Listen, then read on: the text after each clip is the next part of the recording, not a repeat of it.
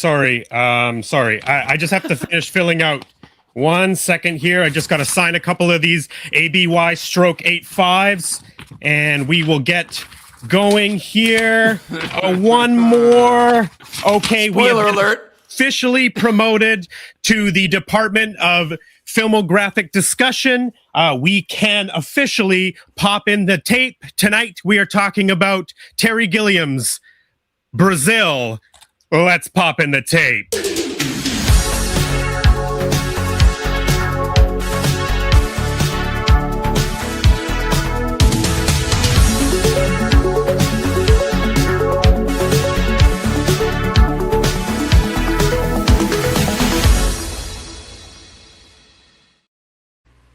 Feels good. Feels good, doesn't it? Welcome, everybody. I'm Brandon Mindell. With me always, Jay Ryan. And tonight, our special guest, Mike Chisholm from the Letterman Podcast, is joining us all the way from beautiful British Columbia, Kelowna, a local BC boy on the show that Jay is friends with. What is going on? Welcome to the show, Mike. I appreciate it very much. If Jay Ryan is known for anything, it's bringing things together that perhaps didn't know that they needed to be together, and yet it's like chocolate and peanut butter. And I'm so grateful to be here. This is a lot of fun. I'm super excited for this one, you guys, because you two are two of my favorite people. You're my BC buddies. You're my bearded Canadian buddies from British Columbia. Both of whom I either do or have done podcasts with. So I've wanted you two to meet forever. I've wanted this energy together. Mike also is a fan and collector of everything, Brandon, everything. Brandon also is a fan and collector of many, many things, Mike. So I think you two will hit it off outside this show. So I'm really glad. Yeah, for sure. We've already exchanged numbers. Audience. Oh, hello, good. everybody. Hey, everybody. Hey, kids. I'll try to stay active in the chat tonight, guys. All good. Tonight we are talking about Terry Gilliam's Brazil. I am so excited to talk about this movie. Mike, you picked Brazil, which I honestly, I was well, okay. I coerced him into it. He volunteered that it was his second choice, and I said, "Ooh, if you're even willing to do Brazil, I'd rather do it with you because." That's what I was going to say is nobody, this is episode 32 and nobody's selected Brazil. There's still lots of really, really great movies on our list, but Brazil is that's a strong choice because, we'll get into it, but when Jay text me that your choice was Brazil, my response was like, oh good, somebody chose it because it is a movie that I want to love so bad, and it is a wild movie. I cannot wait to get into the nitty gritty of it all, I'm just excited that you chose Brazil. Is there, or in Jay's half chose Brazil, is there a reason why Brazil was your quote unquote second choice? Well, when I looked at the list of what was available left, I had three choices. It was Mad Max Beyond Thunderdome, it was The Sure Thing, and it was Brazil. And I went to Mad Mad Max to me is the easier pick for a whole bunch of reasons. But Brazil was actually, it was the choice that I had originally, and then the next day when I emailed or when I texted Jay, it was like Mad Max. But Brazil has a very special place in my heart because it was one of my introductions to cinema. In when you look at the opening crawl, of your show, most of those movies I saw in real time. Okay. Yes. But Brazil was not one of those movies. Brazil was a movie I saw later when I became friends with a bunch of older guys. I was 16, 17. And then I would go over to my friend who's 19, who had an apartment, and he's the coolest guy in the world. He's got a car. He's got, he's got the Nintendo and the Sega, and he's got the insane VHS collection. Right. Yeah, he was the dick of the group. He was, but he was older. Right. And then it's kidding. Okay. No, but he's introducing me to stuff that I had not hit up to that point, and yeah, really showed me it's kind the of what was classic cool. older brother situation, right? Somebody to show you something cool. Yeah. Filling in the blanks. And the list, I mean, a Rocky Horror Picture Show, Clockwork Orange, which I have comparisons for Brazil to Clockwork Orange. You know, these movies. True, yeah, of course. So some of these movies, and Brazil being one of them, you know, because I'd seen Monty Python. Yeah. And I think that was the gateway as to how we saw Brazil. And I remember being in the apartment and just being blown away by this movie. And it's like, oh, this is cinema. This is what, and I mean, there's a handful of other movies that I got introduced to. But as far as I'm concerned, the reason that I was a fan of indie film growing up, it was because of this. And Brazil was one of the gateways that put me there. So yeah, I didn't see it when it originally came out, but I saw it, 3 or 4 years later, I guess it would have been. And and it was just, it blew me away. It absolutely blew me away when I saw it, even though I didn't understand it as much as I did, say, a John Hughes movie or something like that back in the day. But to follow up on what he just said? Yeah, of course. I am curious, the Monty Python thing, of course, I agree with you. I grew up on Flying Circus because it was on Nickelodeon when I was a kid, but I did not find those sensibilities in this. So did you know, obviously you see Michael Palin, and it's whatever. I get that they're there, but I didn't feel it. Did you know it ahead of time, or were you able to pick it apart when you saw it on that first viewing? I'm pretty sure that's the first Terry Gilliam movie I ever saw, and it reminded me of the animations. Like the animations were so strange, and I knew that he was the guy who did the animations in Monty Python. Yeah, and so it was an access point there. But I remember watching it thinking, oh, this reminds me of so many other movies. Like, I mean, I saw The Never-Ending Story in there. I saw there were so many movies in Brazil that I saw kind of either homaged or whatever. But Terry just has this unique way of, like you say, the angles and some of the different things. But it reminded me of the animations of Monty Python. Yeah. Got it. Okay. Got it. Thanks. Well, I'm glad to have somebody who has had a long time love for Brazil on the show. Before we get any further, I do want to say hi to the chat, the people that are here with us. People in the chat. Video Power Gaming, love seeing you here. Gannon Appleby, I see. Past and future guest Ryan Dole is here. He actually said, I forgot this, but he said, Ryan Dole, Brazil was on my short list. It's a great choice. Another past and future guest, Steve 3 is here. Nice. Steve 3. And that's Jay. And Neon Arcade is here. Thank you for joining us live. It's great to see you all. So you as you were saying, Brazil is written and directed by Terry Gilliam. Terry Gilliam is the only American member of Monty Python and the Flying Circus. He was in a lot of the sketches, provided a lot of the writing, but primarily Terry Gilliam is responsible for all of those animation sequences you saw on Monty Python. The big foot, the policeman, all the large-breasted women, and the all the Greek statues, all those cutout animation sequences. Those are all Terry Gilliam, which truthfully is one of the most iconic aspects of the show. I mean, the Flying Circus intro is all the Terry Gilliam animation. Yep.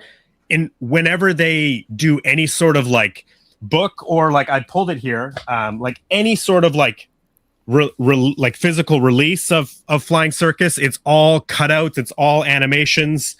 I am a massive Flying Circus fan. This is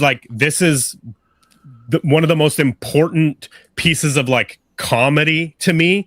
Actually, shout out to my grandma, who I remember she bought me this 16 DVD complete Flying Circus box set for my birthday. We were in the mall and my birthday was coming up and I was looking at it and she said, "Would you like that to be your birthday present?"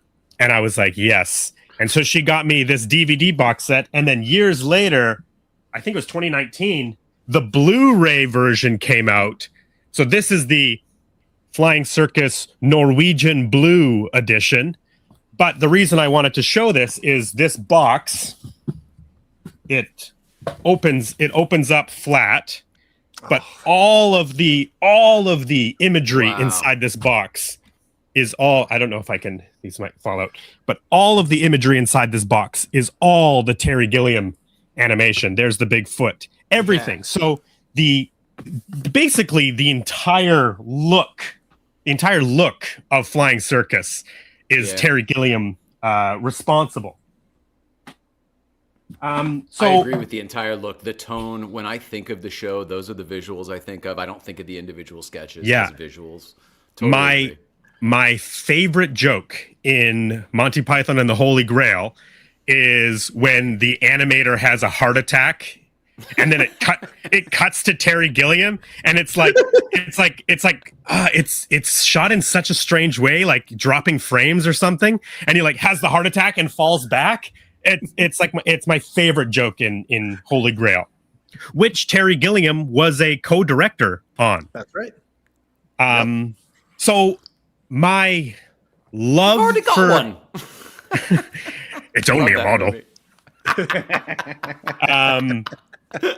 My love and interest in Terry Gilliam has always been there, but for some reason, his solo films, they have just always kind of bounced off me. And even, I bring this up, because even as much as I love The Meaning of Life, the opening of Meaning of Life, which is essentially a Terry Gilliam short film about employees taking over their bosses in a very like Brazil type way, you know, it's like the bureaucratic infrastructure and the people that are being shit on taking over, and they become pirates and they sail around in skyscrapers. Visually, it is all stuff I love, but it always felt so out of place, especially in a Monty Python film. I also should say, I have not seen all of Terry Gilliam's films. I've never seen Jabberwocky. I've never seen Time Bandits. I haven't seen like Zero Theorem, some of the later ones. But there's just something about his films that have never really grabbed me, which I find always interesting for as much as I love what he provided in Monty Python. So when we started doing this podcast, I've always had an interest in Brazil, because I understand how important it is and how cool it is. And there are so many things that I absolutely love about the movie, but I was always like, why can't I get into it? Why is this not the movie that I'm telling everybody that they should be stopping what they're doing and watching? So when we decided we were doing this podcast, this is going to be the episode where Siskel agrees with Ebert for sure. Yeah. We seem to be on the exact same page here. Until no. So when we started doing this podcast, I knew that Criterion had put out a recent 4K release of their Brazil release. And I was like, you know what? I'm going to buy it because we're going to do it one day, but I want to experience the director's cut, which, you know, we'll get into all of that, the chaotic release of Brazil a little bit later. I wanted it in 4K. I wanted the highest quality. I wanted the best transfer. I wanted every parameter to be at the top for my experience of Brazil. Plus, it does also come with the Love Conquers All cut, the 94-minute essentially TV version of the movie, cut together by Sid Sheinberg, Universal chairman. And so I knew that when we get to Brazil, the executive is doing the editing, you know you've got a good product. Oh, well, and if people don't know, Sid Sheinberg was chairman of Universal at the same, obviously, 1985, and he has a very famous story related to the Back to the Future, where he sent a memo to Bob Gale and Robert Zemeckis, telling them that the title Back to the Future wasn't a great title, and that it should be something more basically like commercial or sellable. And his idea was Spaceman from Pluto. was Sid Sheinberg's idea as the title for Back to the Future. And the only thing I would add to that was it was more of a demand. The letter was like, it's not up for discussion. This is what you're going to do. This is what the titles would be. Yes. So Bob Gale and Robert Zemeckis went to Steven Spielberg, the executive producer of Back to the Future, because they were like, he's the head of Universal. What do we do? Like, we can't call it Spaceman from Pluto. And Spielberg wrote up a memo and sent it back to Sid Sheinberg and said, "We received your memo. What a hilarious joke. We're all laughing. Thanks for the fun." Thanks for the good laugh. Yeah. Thanks for the good laugh. And they never heard anything about Spaceman from Pluto or a name change for Back to the Future ever again. So that is one of the best management stories I've ever heard in my entire life. Exactly. It really is. Exactly. Yep. Well, I don't want to get into it now, but Terry Gilliam took a opposite approach to his contention with Sid Sheinberg, and we'll get into all of that. But back to my point is, I want to love this movie. I really, really wanted to, and I was excited to get to do it for the show and to talk about it. And ultimately, in the past week, I've watched this movie 3 times. Because I watched the director's cut, which is the European version. I watched the Love Conquers All Sid Sheinberg 94-minute cut.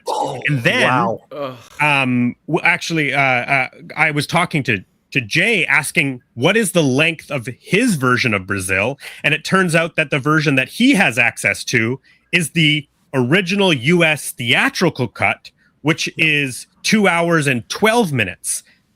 So even cut a little bit shorter. Yes. So I have watched this movie 3 times in a short period of time. And I have to say, it finally clicked for me. Hey! It took that many hours to get to it.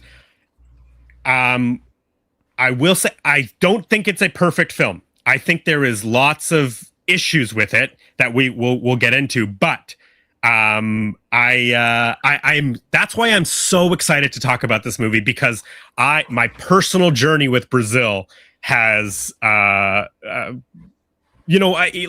I was saying to you, Jay, like the first thing I said was I want to love this movie, and spoiler alert, I love this movie now. So I can't wait to get into it. Just before you get into your history with Brazil, Jay, I'm just curious, Mike, do you know what version you watched? Yeah, I watched the American theatrical. Now the Criterion, when it came out, I don't own it. A buddy of mine does. Yeah. And we watched it. And so I've seen the extended cut before, and I'm pretty sure I know where the extra 10 minutes is. Yes, and I'll go over that. Yeah.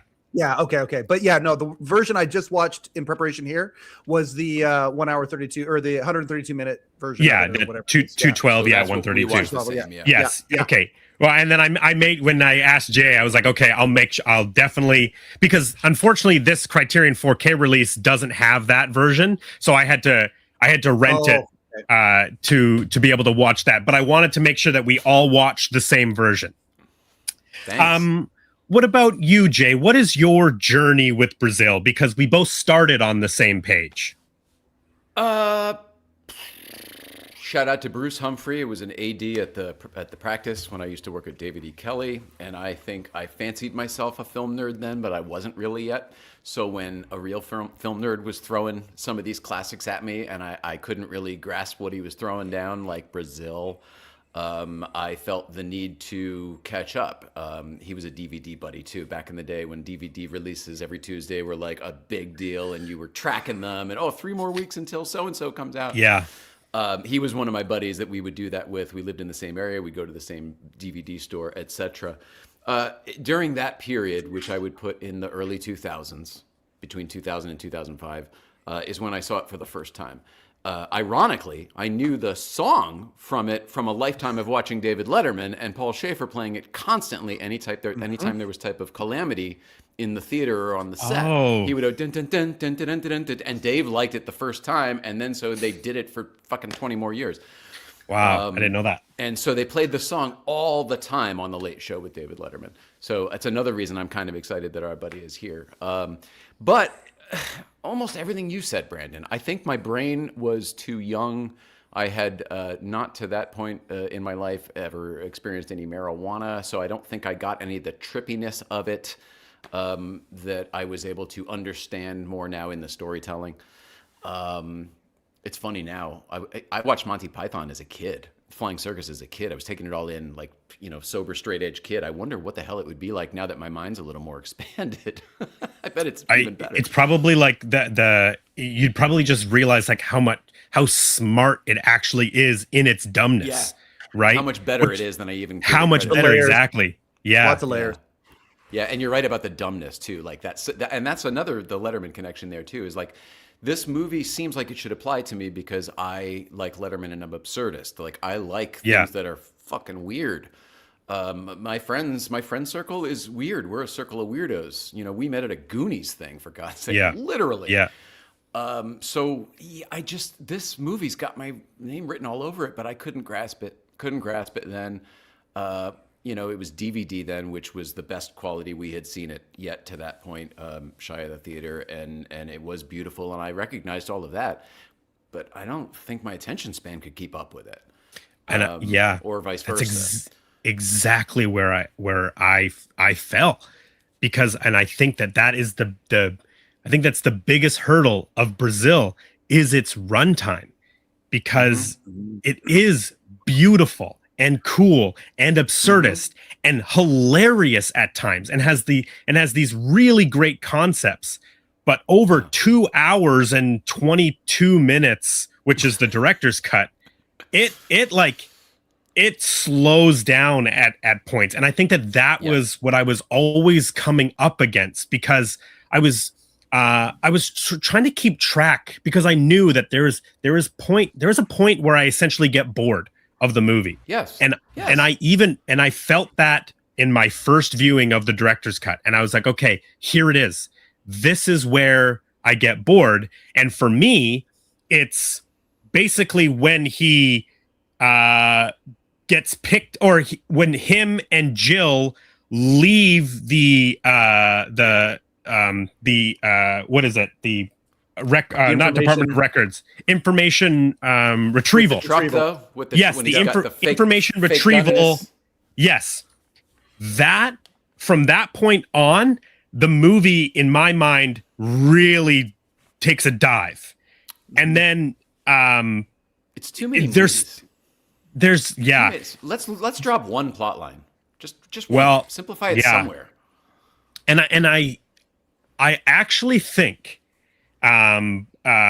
the theatrical version with that 10 minutes gone, I do think is a better movie. Now the differences are very, very minor. There's really only 2 scenes. Where's my phone? There's really only 2 scenes that are cut out of the director's cut versus the US theatrical cut. All the other time is just minor little changes, shots dropped, things chopped at the end. But the major changes are after Jill and Sam kind of have their night together. Yep. It's a hard, in the theatrical version, it's a hard cut to the ceiling being cut and the agents coming into the bedroom. Yes. There is an extra scene in the theatrical cut, which is the morning after. There's a blonde wig on the bed, so it's explaining that Jill has put on the blonde wig, which in the theatrical cut is a little bit confusing as to, like, is it a vision? Is it her? Correct. And then there's like a weird sort of, like, she has a bow over her chest and she's naked, and he like pulls the bow off. That's about it. Then the agents come in, and then the other big scene is right after Sam gets arrested in bed with Jill. There's an extended scene where he's meeting with all these people in like a interrogation room and going over his charges, and the charges slowly devolve into how much everything is going to cost, because one of the big concepts of Brazil is that if you are charged with a crime, you are financially responsible for your torture and all of the proceedings that go along with your criminal charge. You are financially responsible for that. Information extraction. Yes, exactly. I think the line is just admit to it, so it doesn't affect your credit. It's about to affect your credit rating. Don't hold out too long, so it doesn't affect your credit. Yeah, exactly. So there's a longer scene where he's talking to a bunch of advisors that are sort of breaking down the charges, and then he is in a cell, and Helpman, the man in the wheelchair who gives him the job at information retrieval, shows up in a Santa suit, and they have a scene together. So those are the three major scenes that are cut out of the theatrical. And in my opinion, and honestly, I did listen to the commentary of Brazil, and even Terry Gilliam says, yeah, you probably didn't need those scenes, but I like the context it provides. So even Terry Gilliam in 1999, when he recorded the commentary for the Criterion Laserdisc, was like, yeah, I understand why I cut these out for the US release.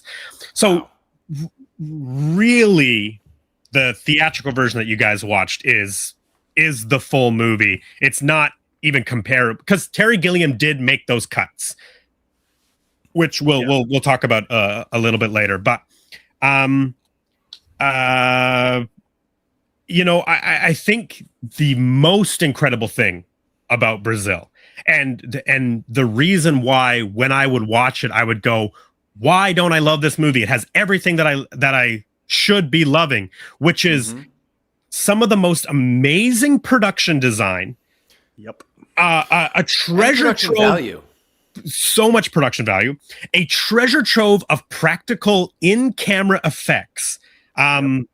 Brazil has only one, well, maybe not one, but I guess you could say one computer or effect, and the only thing is they had to shoot when Jill is floating in the cage with that like silk, covering her in all the dream sequences. That had to be shot on a blue screen in order to get her floating in the cage. Otherwise, everything else, every other effect you see in the film is an in-camera special effect. And it's incredible. From the flying sequences is a miniature little doll that flaps its wings fast, and they overcrank the camera so that the frames go faster, so that when they slow the overcranked camera down to 24 frames a second, that's how the wings look graceful. But it's like a little scale. Exactly, a little 1 foot doll flapping its wings super fast. Can I ask you about one? One of the best looking movies I've ever seen. I agree. Sorry, Matt. Absolutely. Well, no, it's okay. One of the special effects that I just was astounded by, it tripped me out watching it again this time here, is Robert De Niro's character when Tuttle zip lines away. When he jumps off the balcony and zip lines away, I'm like, one of my favorite shots in the movie. Love that shot so much, and you can tell it's practical, but you don't know how they did it necessarily, because it's a different version of a practical than say a Star Wars shot or movie magic. I love it. Well, it really is. I ended up one of the things I wanted to do on this episode is I wanted to talk about some of my favorite shots, and I think there's a comment here that seems appropriate right now. The world of Brazil looks so much more massive than the Avengers or any other green screen nightmare universe. And I totally agree with this. Agree. So this is the shot that you're talking about, Mike. Yep, so this is after Robert De Niro as Harry Tuttle, or Archibald Tuttle. His friends call him Harry.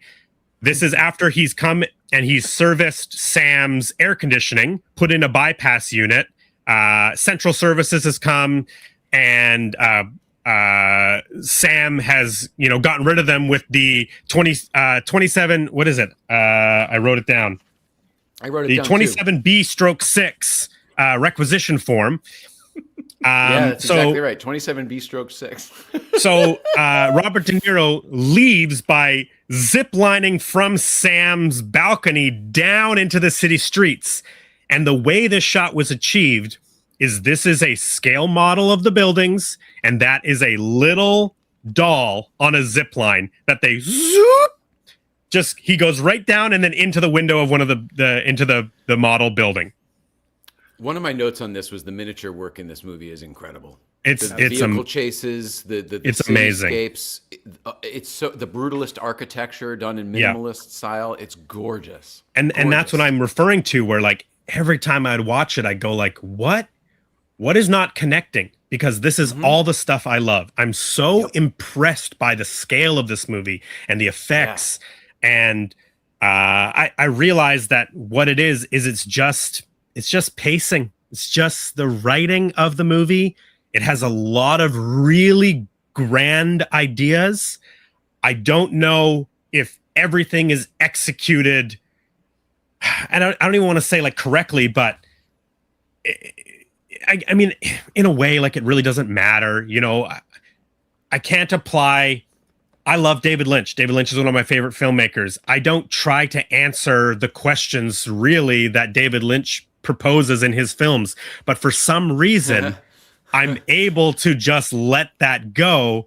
But when it comes to Brazil, I've always felt like, well, I don't know if that makes sense, or like do you guys know what I mean? Like, I do. 100%. I do. There's a disconnect somewhere, and I totally agree. And it doesn't make sense because it's such, all of the trades that go into making a film are all there, and they're stellar. Everybody is doing their best work. Why is the sum not as good as all the parts? I don't know either. It's one of those movies. So I knew going into this, I knew you both had resistance with Brazil moving, from the past and moving into right now. So here's a question for you though. Does it surprise you even in the least that it was nominated for the best art direction Oscar? Of course not. Does it surprise you in the least that it was nominated, like from a concept, from the writing standpoint, the dystopian future, all of that, and the cleverness of that? Does it surprise you at all that it was nominated for best writing? Best original screenplay? No, not at all. Me neither. Both those things don't surprise me at all. They don't surprise me at all. I have them here. How beautiful the movie is. Yeah. This is look at that. There's our friend. I would argue there should be some trims made. It's like which story I agree. We're telling. Like, do we need the girl? Agree. I can't tell where the girl fits into the empire versus the resistance. But I do think that in terms of best original screenplay, or as it was worded at the time, best writing for a screenplay written directly for the screen. Right. Okay. I'll give it that one because I don't know what that means. It just sounds pretty specific. It is the original screenplay category. They just worded it differently in 1986, whenever these Academy Awards were, because the other category was best screenplay adapted from material for the screen. Right? They just were wording it differently. Specifying the differences. Okay. But I did pull this picture because there's our friend Michael J. Fox presenting the categories for art direction. And Brazil is up there. Fairchild? Who is that? No. Oh, damn it. I looked it up. I should have. It's not Debbie Gibson. I looked up 1986 Oscar presenters. I'll get it. Oh, I didn't. But at the same time, so that's the thing like about it is it's nobody's surprised that it got nominated for these things once they watch it because it is that impressive of a movie. Now, does it hit your heart? Well, that's the X factor, right? But nobody argues that it's not beautifully and creatively made. The art direction one for sure. Just to answer the hanging thread, Rebecca De Mornay. Oh, of course, that's who it is. Yes.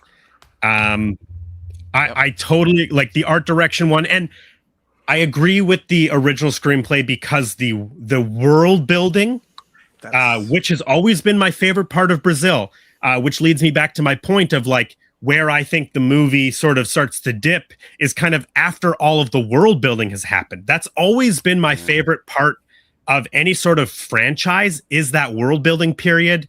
I've recently been using the example of the new Dune movies, the Denis Villeneuve, Timothy Chalamet Dune movies. Everybody went gaga for Dune Part 2. And I really liked Dune Part 2, but I absolutely love Dune Part 1, but it's because it's all of the world building. And that's what's fun for me in that sort of like sci-fi, it's not our world, but it is our world. Like that expanding that universe and telling me how everything works. That's what I personally get excited for. So in Brazil, that first hour of Brazil is like, oh my God, what is wrong with me? How have I never... How am I not obsessed with this movie? How am I not watching this movie every Christmas, right? Totally. It's expansive. And then we have to watch the last hour, and that's I'm being hyperbolic, but it does dip. So I think the Oscar nomination is for that world building and for creating that story, for its message, it's retrofuturism, it's message about bureaucracy and government overstepping and how a government treats its poorest people, right? There's so many aspects of the movie that it's commenting on. And I think that obviously it didn't win Best Original Screenplay, but I do agree with its nomination. And then even more so, the production design, which I want to shout out because Norman Garwood was the production designer on Brazil. He was also the production designer on Princess Bride, Misery, Hook, which Hook is another movie that is exactly like Brazil to me, where I do not connect. I do not connect with Hook. Me either. Everything about we're the only ones. Yeah, I'm the same. Everything about that movie. Yeah, the Spielberg, the Robin Williams, oh my God, I know the production design, like everything about it. Again, Julia I should Roberts be obsessed with it, but I don't. It has never connected with me. Dustin Hoffman. God, you're right. Norman Garwood also did Cutthroat Island, which is awesome. Gina Davis in her in her period of popularity, her the Shane Black movie with Sam Jackson. I can't remember the title of it. Yeah, it's terrible. Yeah, you're right. It's awesome. You're wrong. Butterfly. No, what is it called? Why? I can't get the title "Along Came a Spider" out of my head, and I know that's not what it is. Because that's the other one. Yes. Man, oh man. That's Morgan Freeman and Monica Potter. What is it called? It's back here. I can't think of it right now. It's the chat. If anybody in the chat, I guess we can look it chat up. Will tell us. I'm Shane Black directed. Anyway. Oh, Long Kiss Goodnight. Long Kiss Power Goodnight. Gaming got it. Thank you. Thank you, Video Power Gaming. Shout out to Video Power Gaming. Long Kiss Goodnight. Thank you. I think it's better than most people think. Okay, that's good because I actually haven't seen it and I bought it, so I own it, and I've been debating whether or not to watch it. I bought The Last Boy Scout for the exact same reason, and that was not a good movie. I watched it, and I think it's super fun. But it made me realize, like, oh man, Gina Davis should have done more action movies because she's fantastic in it. But I guess she did Cutthroat Island, which is kind of actiony, but it's piratey. I also want to shout out the art directors on Brazil, John Beard, who would go on to do Hackers and K-Pax, which is a film I've never seen. It's one of my all-time favorite movies. It's one of my all-time favorites. Top 10. I love K-Pax. I'll get to it. Can I tell you something? That is the one hold. There's two movies that I have been in my queue on Apple TV for 5 years or more. There's only two. Yeah. Every other one has been $4.99 at some point. K-Pax and a movie called The Upside are the two that are still holdouts at $14.99. I think I'm just going to have to cave and buy it. But I know the moment I do, the next week it's going to be on sale. Yeah. That's how it always works. I have a copy of it I could watch, so I could view it now, and it's available on Amazon to stream for free. But gosh darn it, I want to own it. Oh man, I love K-Pax. Brandon, I think you're going to really like it. Or at the very least, someday I want to do like a non-85 year, and we can do some of our favorite movies. And that's not a bad idea. Yeah, that's not a bad idea. Write it down. Okay. And then the other art director, Keith Payne, who would go on to do Full Metal Jacket with Kubrick, Princess Bride, and then, is still working and did the Justice League movie from 2017. But the reason I wanted to shout them out is because I think the best part about Brazil is its production design. Visually, the world that is on screen is unbelievable. And Terry Gilliam is famous for his wide angle lenses. He uses a 14 millimeter lens, which has it actually doesn't have a fisheye. That's the reason he uses a 14 millimeter lens, because it's not a fisheye lens. It's just wide enough. I personally do not like the fisheye lens unless you're a 90s skate video. But he uses it more when someone's in your face more in this movie is kind of what I was. Yeah, but it shows the scope of the sets, which it's kind of like it's a good pairing. I'm not the fisheye lens is not a look for me.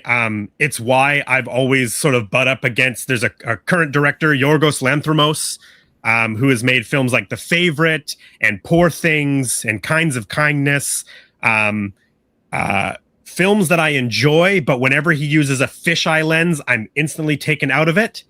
That being said, his most recent film, Begonia with Emma Stone, he didn't use a fisheye lens. He still has wide lenses, but he didn't use a fisheye lens, and it's the first Yorgos movie that I absolutely love. So it's just one of those things. I saw that over the holiday break. I love that one too. Oh, did you see Begonia? I loved it so much. Yeah. It was on something streaming when it first came out, and we saw it over, maybe in December or January. It was amazing. Yeah, so good. Go ahead, Mike. I'm going to ask this because I think you probably know off the top of your head. So I think about Fear and Loathing in Las Vegas, which is just one of my favorite Terry Gilliam movies ever. And I mean, there's a lot of shots in it that, again, I don't know lenses the way that you know them, but again, I know what a fisheye is. Seems like it might be that when you make the distinction for Brazil. Okay, that makes sense. In Fear and Loathing, I think he probably uses a similar style. Actually, I think it's probably the same lens that you're talking about. Yeah, well, so the 14 millimeter lens in the industry has become known as the Gilliam lens. And and part of that is because it's so wide, but it's not quite fisheye. It doesn't have that rounded look to it, the globe effect. It's just a super wide lens. That means that the glass is thick all the way across, right? It's not as bulbous. That isn't that I don't know. Lens is achieved. Yeah, I don't know that aspect of lenses. Yeah. Sorry. Okay. No. I'm throwing you for all sorts of loops tonight. Sorry. Poking holes in Brandon's research. Exactly. I'm just so blown away with these sets and the locations that they found, because a lot of the Sam's apartment, that's obviously a set, but the Department of Records, the first job that we see Sam have when he works for Ian Holm, Mr. Kurtzman, that was a old flour factory that they basically painted all of the machinery gray to make it look like more computery type thing. The restaurant, when Sam goes for lunch with his mother and his mother's friends, that's a real building. So it's just like this incredible, this huge world, which I do think there's no doubt in my mind that the world of Brazil inspired what ended up becoming the world of 1989's Batman and 92 Batman Returns. Yep. Totally agree. So much to the point where the cinematographer of Brazil is Roger Pratt, who goes on to shoot Batman '89 with Tim Burton.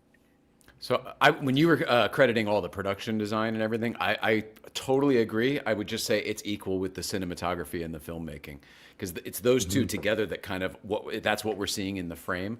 The production design of those sets and what they all look like is spectacular living in that world. But like the way it was shot blew me away. And that's why I think it's one of the best looking movies I've ever seen. Yeah. I honestly, the 4K Criterion disc I watched, I was just astounded with just that tracking shot of everybody at the Department of Records, going through everybody, all the paperwork, all the way up to Ian Holm at the top of the stairs there. I was like, this is cool. I'm so in. Plus, we're like 10 minutes into the movie at this point. Like I'm locked in. This is the best experience ever. I love Sam's apartment. It feels like Blade Runner, but with like the lights turned on, right? Like it's a white version of Deckard's apartment from Blade Runner. There's a lot of Blade Runner in this too. So much Blade Runner. And I guess that's 3 years prior. Blade Runner is 82. So, you can't help but be influenced. Terry Gilliam on the commentary track talks about Star Wars a lot. Like that everybody was living in the world of Star Wars at that point. Mm-hmm. And he just felt like Star Wars has even bled into Brazil with the faceless agents, like the guy, later in the they were totally stormtroopers. 100%. Yeah. Mm-hmm. Later in the film, when Sam and Jill are escaping that like foundry, where after she picks up the package and picks up that house unit, and they break through the blockade, all those guys with guns in their black suits, they're essentially faceless Star Wars stormtroopers, 100%. Right? So all of that, sort of bleeds into it, but. I agree with you. Like this movie looks beautiful. Influenced by a lot of stuff. Oh, go ahead, Mike. I was just going to say influenced by a lot of movies, and also reminded me of a lot of movies. Willy Wonka. I saw elements of the original Willy Wonka in there. I saw elements of Buckaroo Banzai. Like, I mean, I like some of the different movies at that time. Did you guys see Beetlejuice too? I felt Yeah. Beetlejuice sometimes as well, which is Yeah, funny. sure. Yeah, that's fair. But Keaton Batman. Yeah. And then the other one was again, because this was the same. I watched this movie around the same time that I watched with these Clockwork Orange. I felt a lot of Clockwork Orange in this movie as well, and I was very curious if Terry Gilliam and Stanley Kubrick ever compared notes of any sort of it, because I felt a different tone, obviously a different tone, but not that different. And their version of the not future. That different. Yeah, that's what I was going to say. Different perspective on the same thing, maybe. Clockwork Orange is a version of the future. Like Clockwork Orange is not specifically 1973? Is that Clockwork Orange? Sounds about right. It's not specifically that period of time. It's its own time frame in a way. And you're totally right. I do see the Clockwork Orange. These are a couple other films that it reminded me of. The Coen Brothers Hudsucker Proxy. I love that movie. Yes, which great is also call on that. Big building and the big building movie.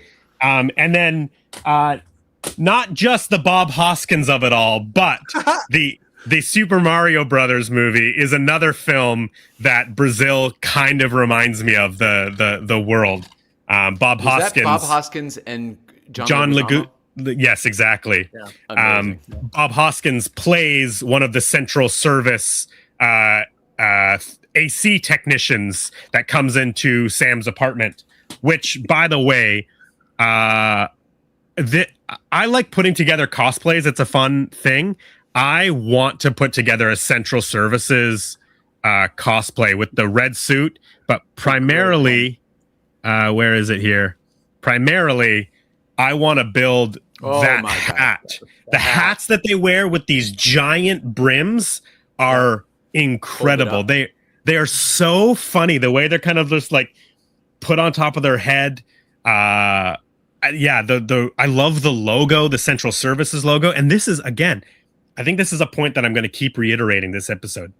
all these little things I just love. The Central Services logo. I love this infrastructure. I love everybody's jobs, all this kind of stuff. And I get like these guys, they come into the apartment.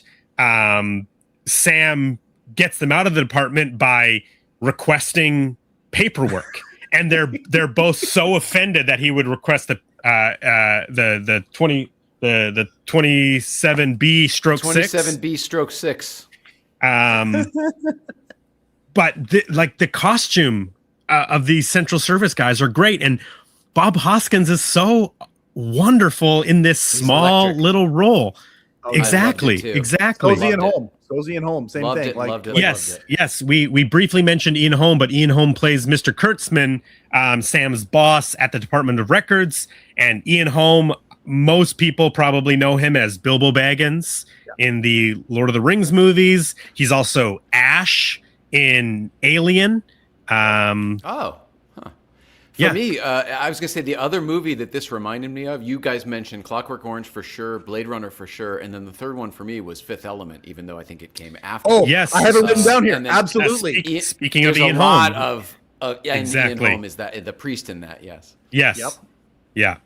It's dirty. I love sci-fi that's lived in. Whenever you have any sort of a so many times it's shiny, it's bright and shiny, and that's what they think. I love when it's lived in and it's dirty and it's used. And it's Fifth the Element was Star like Trek that, and so versus Star Wars, right? Total 100%. Star Trek is sci-fi that's clean, crisp, new.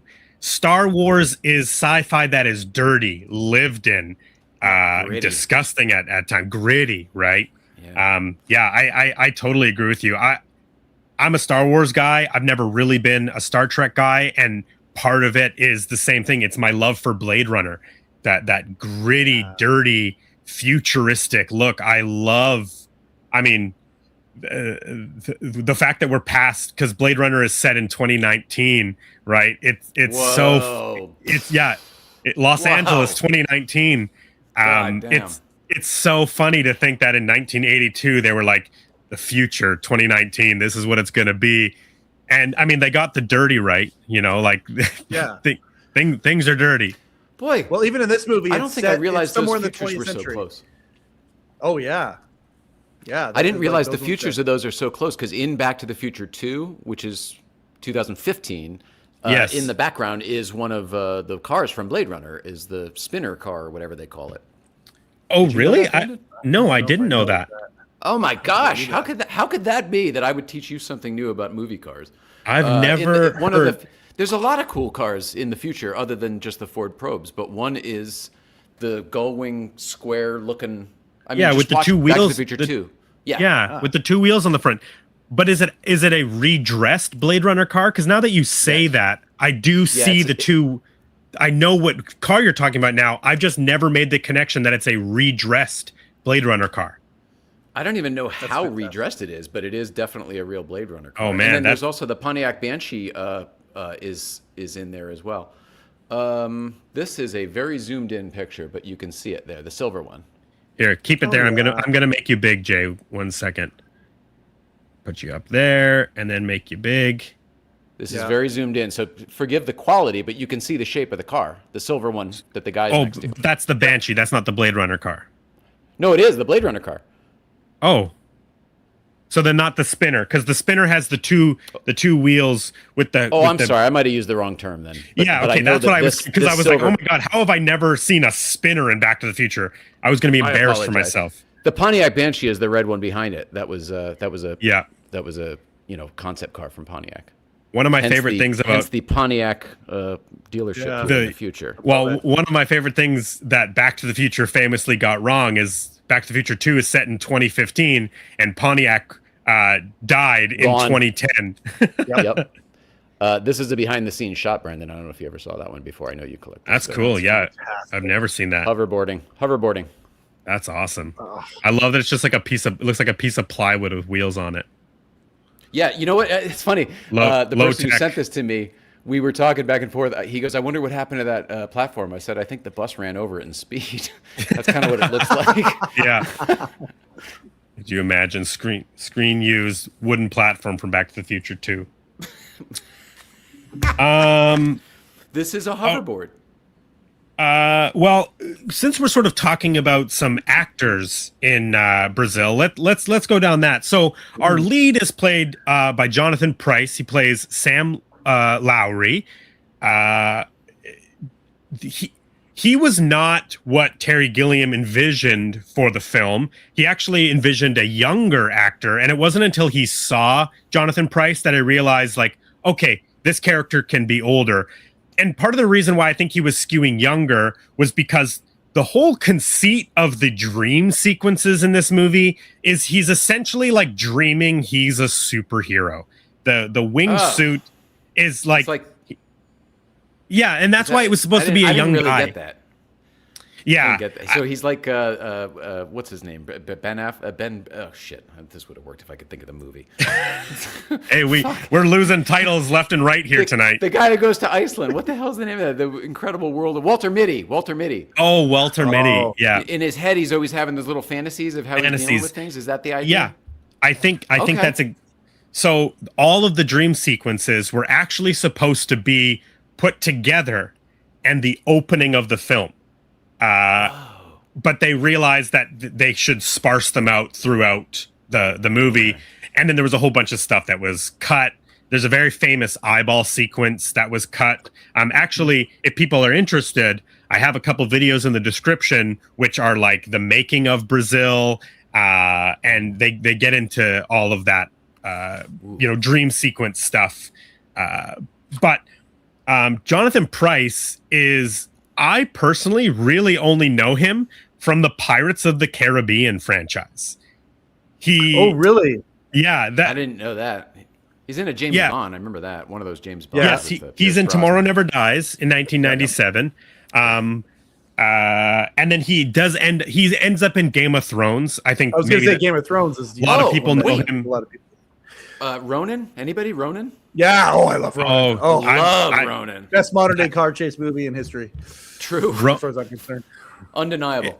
Is Ronin the like a Vin Diesel? No. It's more like a foreign film. Ronin. Okay. Yes. Sean I can see it Bean's now. in it. Stellan Skarsgård. The girl, I can't think of her name, but she's in a ton of stuff. Natasha McAlone or something. Yeah. Yeah. So also, that car from Back to the Future 2 and Blade Runner is also the star car from Last Starfighter. Somebody in the chat said. Oh my gosh, that's interesting. If I recall, that's the one with the space movie with the guy from Jaws 4, right? Nicole liked that. Yeah. Last Starfighter. Yeah. I visited the locations with Adam. He took us up to the convenience store from Last Starfighter. Yeah. Adam the Woo. Yeah, so Jonathan Pryce is great in this movie. I really, really like him. I like him with the soggy toast at the beginning of the movie. I think that's a great bit. He's weird. He's a weirdo, yeah. He's a good weird guy in this. Yeah. I was taken with how good he was, and why I was kind of surprised he wasn't in more things after seeing him in this. I think he is in a lot of things. It's just for me, there are things I haven't seen, things I don't really know. But I do remember him from Pirates of the Caribbean. He plays one of like the generals. He's got a powdered wig on. I think he might even be Keira Knightley's father or something. I think he might be. Yeah, I think you're right. Now I get it. I think he's like Commodore or something like. Yeah, but I believe he's Keira Knightley's father in Pirates of the Caribbean. Yeah. He's in also like he is in he's one of those guys who he's always worked. Like if you go down his IMDb, he's always every single year he's got a couple projects that he's done. He's been a working actor forever. Exactly. Everybody recognizes him when they see him, but they can't necessarily place where he's from. But, exactly. Yeah. Which I mean, she's right. Which also played Jack in Jumpin' Jack Flash, which I loved the Whoopi Goldberg movie. Oh yeah, I've never seen that. So. Oh, sorry, Gannon Appleby said that. Sorry. I said the titular Jack. Yeah. We have Robert De Niro in a small role, but a very impactful performance. Yep. I either never got far enough to see him, or I never realized it was him until tonight. Well, it's funny you say that, because he is all covered up with the balaclava and the glasses in his first scene. And it's not even really until the end of the movie, after they've escaped and they've blown up the building and everything, that he kind of takes everything off, and you see Robert De Niro fully for the first time, and then he gets covered in all the paper. Yeah, you're right, but there's a scene in the beginning where there's just enough, and you see the mole, and I hear the voice, and I was like, wait a second, I think... And then I just kind of put it together, and I felt so stupid for never realizing it before. Well, yeah, I mean, he's wonderful in the small amount of screen time he has. Yeah, definitely my favorite character. He's like funny and charismatic, charismatic, is really interesting, and he comes kind in of and knows what to do and saves the day every time. Exactly, and ultimately and that's who they're looking for in the first place. Exactly, totally. He is the Archibald Tuttle that they're looking for.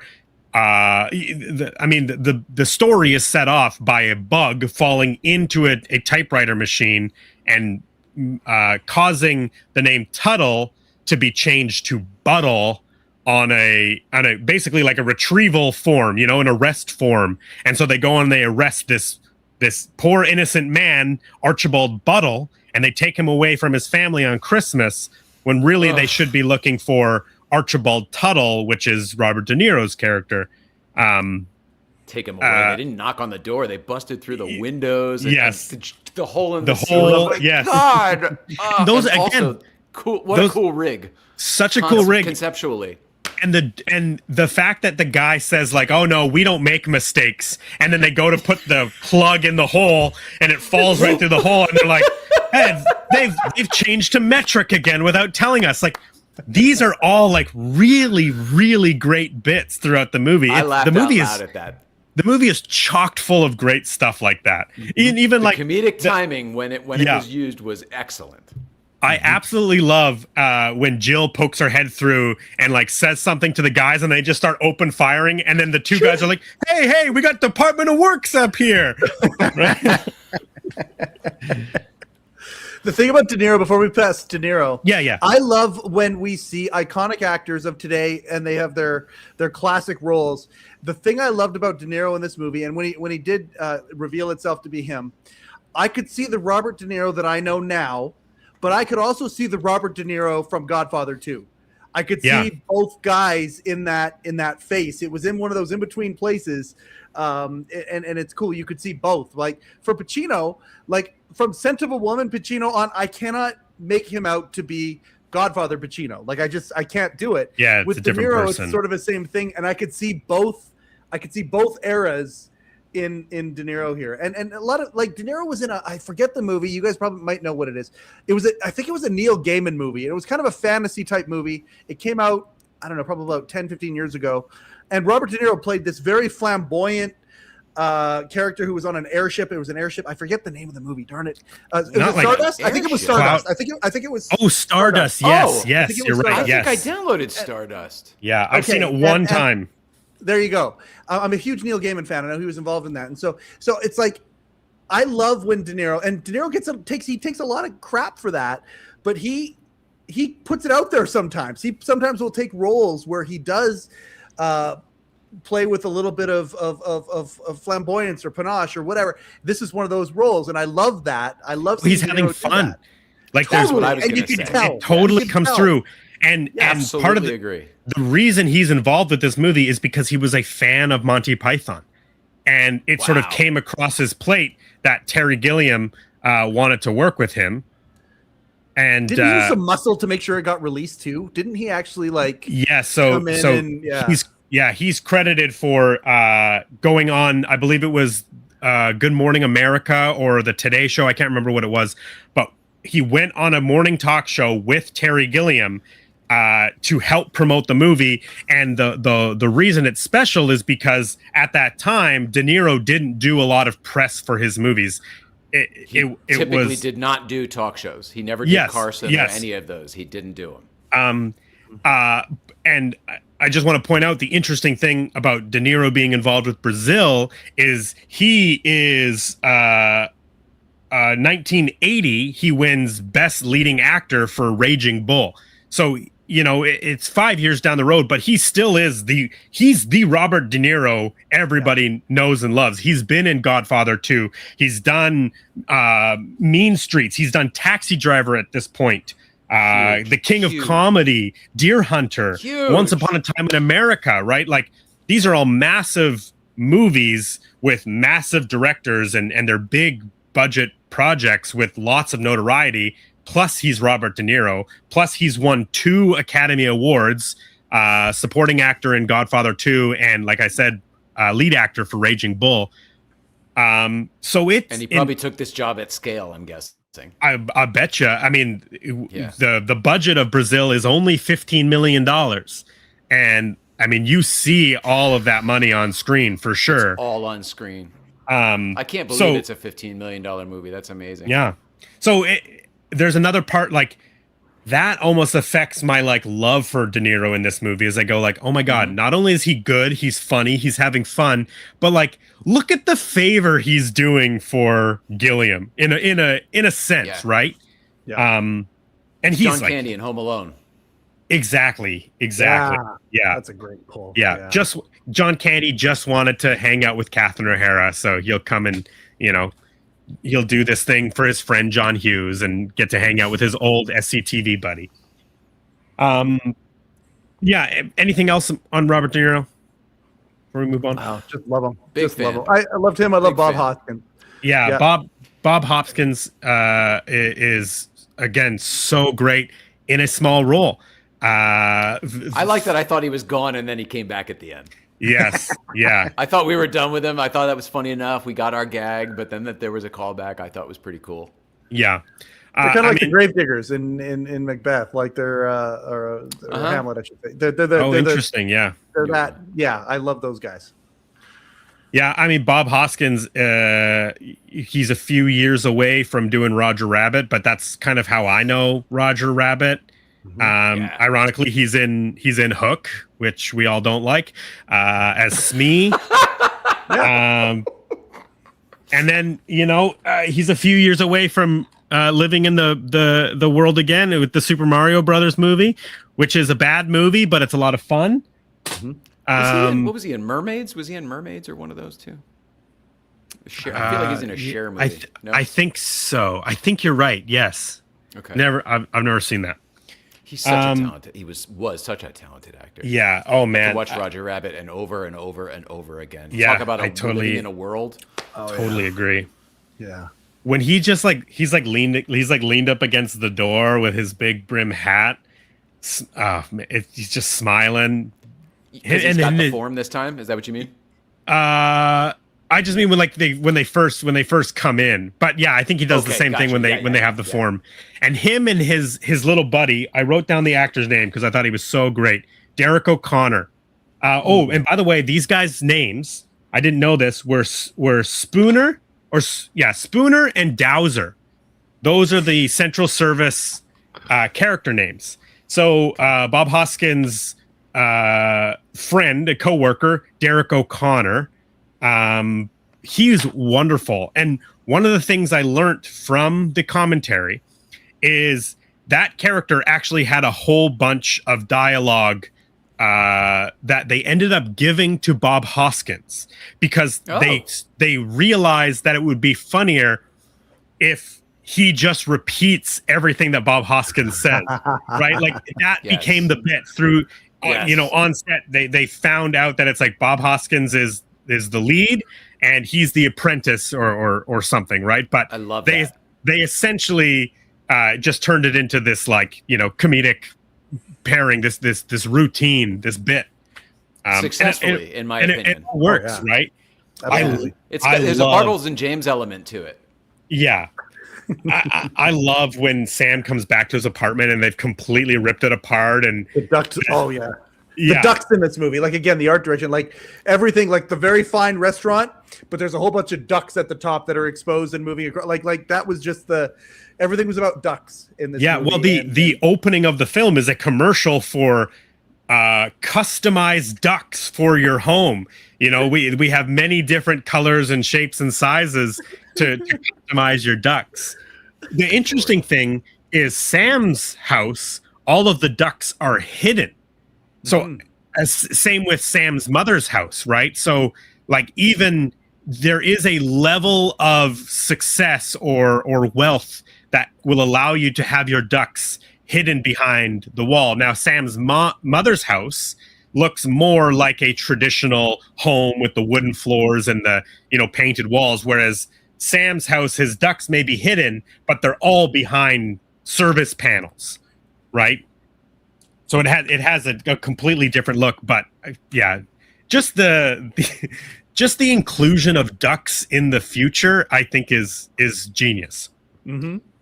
And they showed up everywhere. Even when if you look at the circle they cut out of the ceiling, they cut through all the ductwork. Yes, exactly. Exactly. Speaking of Sam's mother, Mrs. Lowry. Pigs in Space. Oh yeah, that's funny. You guys remember Pigs in Space? Yeah, from the sort of their show. production design as well. Yeah. Yes. Mrs. Lowry is played by Katherine Helmond, who I think most people of a certain generation know her from Who's the Boss. 196 episodes of Who's the Boss, which is astounding. For car fans, she's also Tin Lizzie. Oh, go ahead. Yes, sorry. That's exactly what I was going to say. She is the voice of Lizzie in the Cars universe, which I actually didn't know until I was doing research for the show, and that blew my mind. The name, because I'm not old enough to have watched Who's the Boss, so that name never really meant anything for me. Right.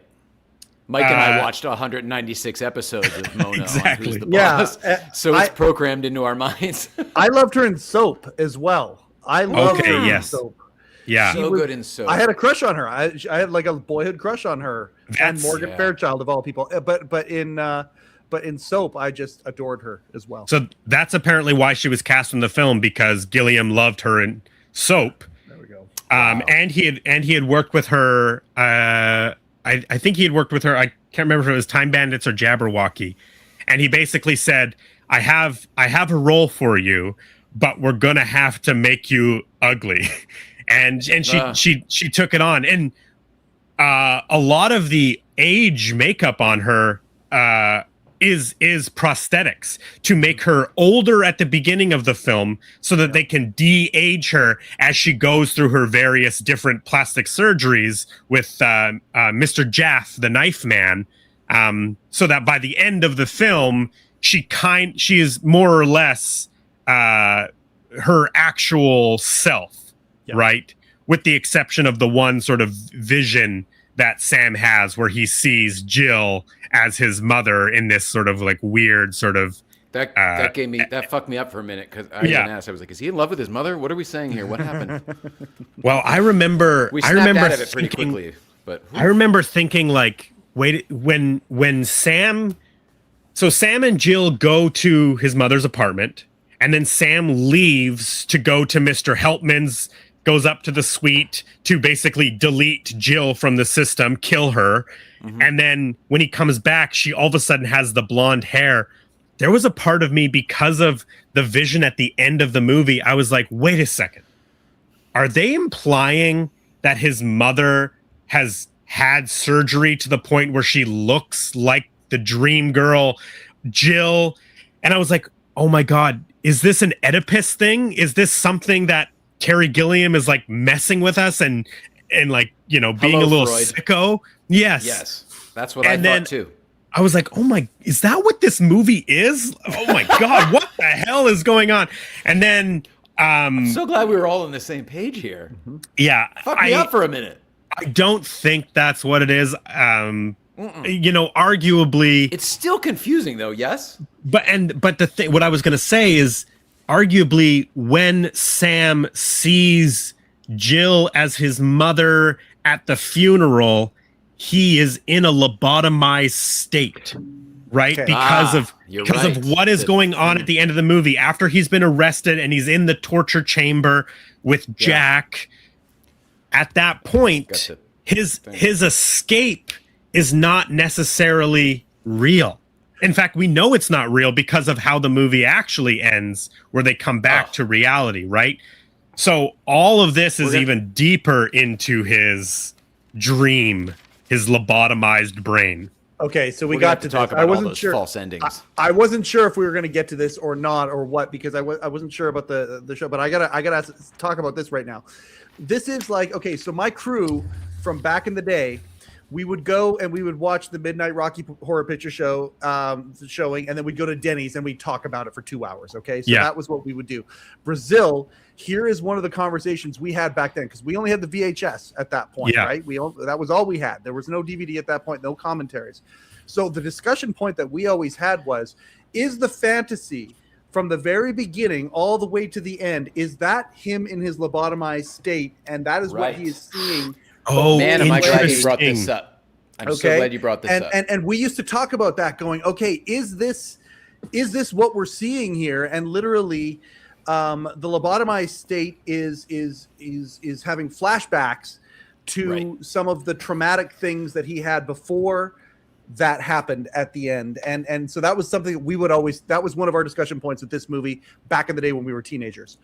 Flashbacks, or even fabricating some stuff, right? Some stuff. Yeah. That so I was going to ask you guys that. With the baby mask of it all, because we see the dream sequence baby masks before it's unveiled that Michael Palin's character wears the baby mask when he does the torture. That's right. I believe that is a good theory. Yeah. That is really interesting. Wow.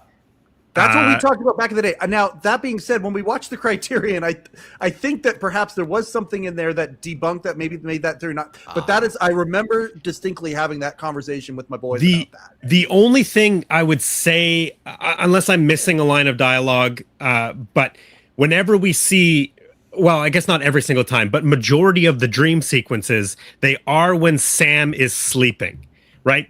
He wakes up in his apartment late for work because the electricity's not working well. Yep. He's sleeping in his office waiting for Lime to get him information on the computer. I think maybe there's another time he falls asleep. I mean, I guess maybe after. Oh, totally. There were. That's the only thing. But there's nothing that says that the movie cannot be misleading you at that point of the film.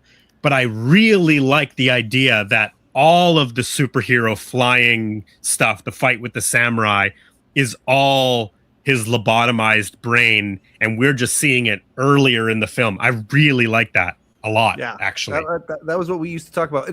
Now you just brought up another thing that I remembered, and that I thought that Jay would have loved.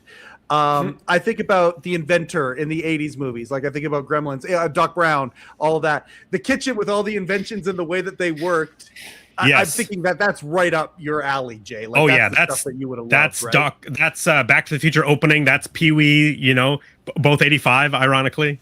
Yep. Was there, you mentioned the wardrobe, Brandon, that you would do the cosplay of the Bob Hoskins. Was there any prop that stuck out at you that you wanted to replicate? Because there was for me. There was one thing that it just popped up and I go, oh God, I want to make that. It just makes me want to make it.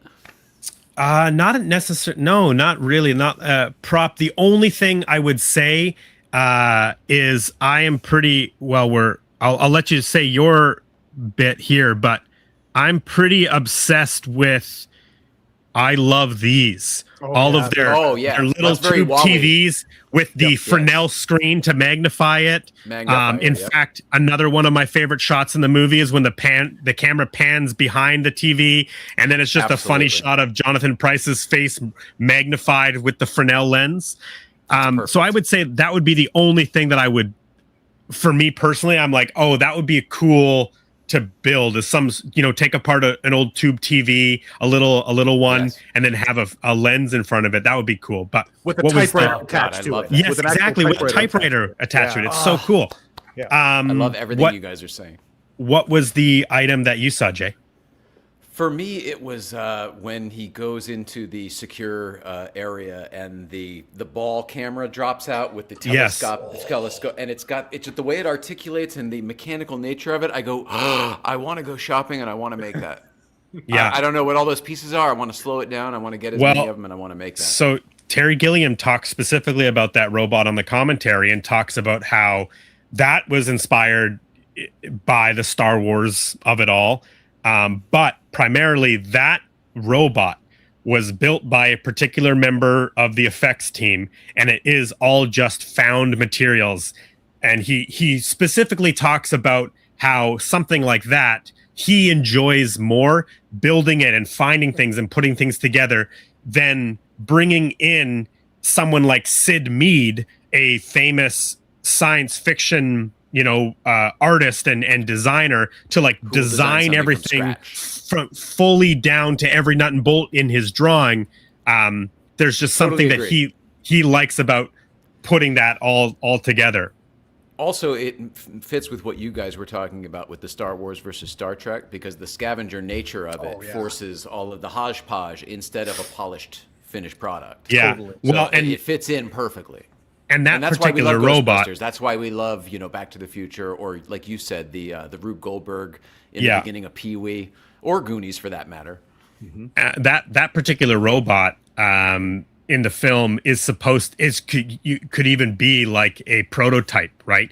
Because that robot, he's kind of like, who's ever driving it is kind of showcasing what this robot can do in their lobby, right? Keep tabs on everybody, monitor everybody throughout the course of their time in the lobby. Yeah, absolutely. Mike, any props stand out at you? Oh, so many. I mean, I loved De Niro's screwdriver. I loved his screwdriver. Oh yeah, that's a good one. They use that in Speed too, don't they? The push-pull screwdriver. I don't know. The beginning of Speed, when they're taking the wall panels off in the beginning. Oh, I love it. I wonder if it's an homage. I'm thinking it might be now after today. Like, holy cow. Yeah, I love that. The computers too, like the typewriters. Like, I loved the thing about, so Clockwork Orange, right? It wasn't bigger speakers. It was lots of speakers on the wall. In this movie, it's not big screens. It's lots of screens everywhere. And that's the version of the future, and like you say, the big magnifying glass over top. I've got that written down here. I loved like all of the elements of what the quote unquote future would look like. I loved his little car. Oh my God. The Messerschmitt. I was going to look at you. It's a KR200 Messerschmitt. Yeah. With a jet engine. I love that you know that. Put on the back. Yeah. Messerschmitts. Yeah, there was some proppage on the back. Yeah. But they were built out of like airplane, like fuselages or something like that. Isn't that parts? What? Yeah. I think so. Cause they used to make airplanes. But for like 5 years, it was like 55 to 64 or something like that. 55 to 64, they made this little car, three-wheeled car. We've always been interested in adding a Messerschmitt into our car collection, but they are getting expensive. They are very rare. I think I just saw one recently. Oh, what were you gonna say?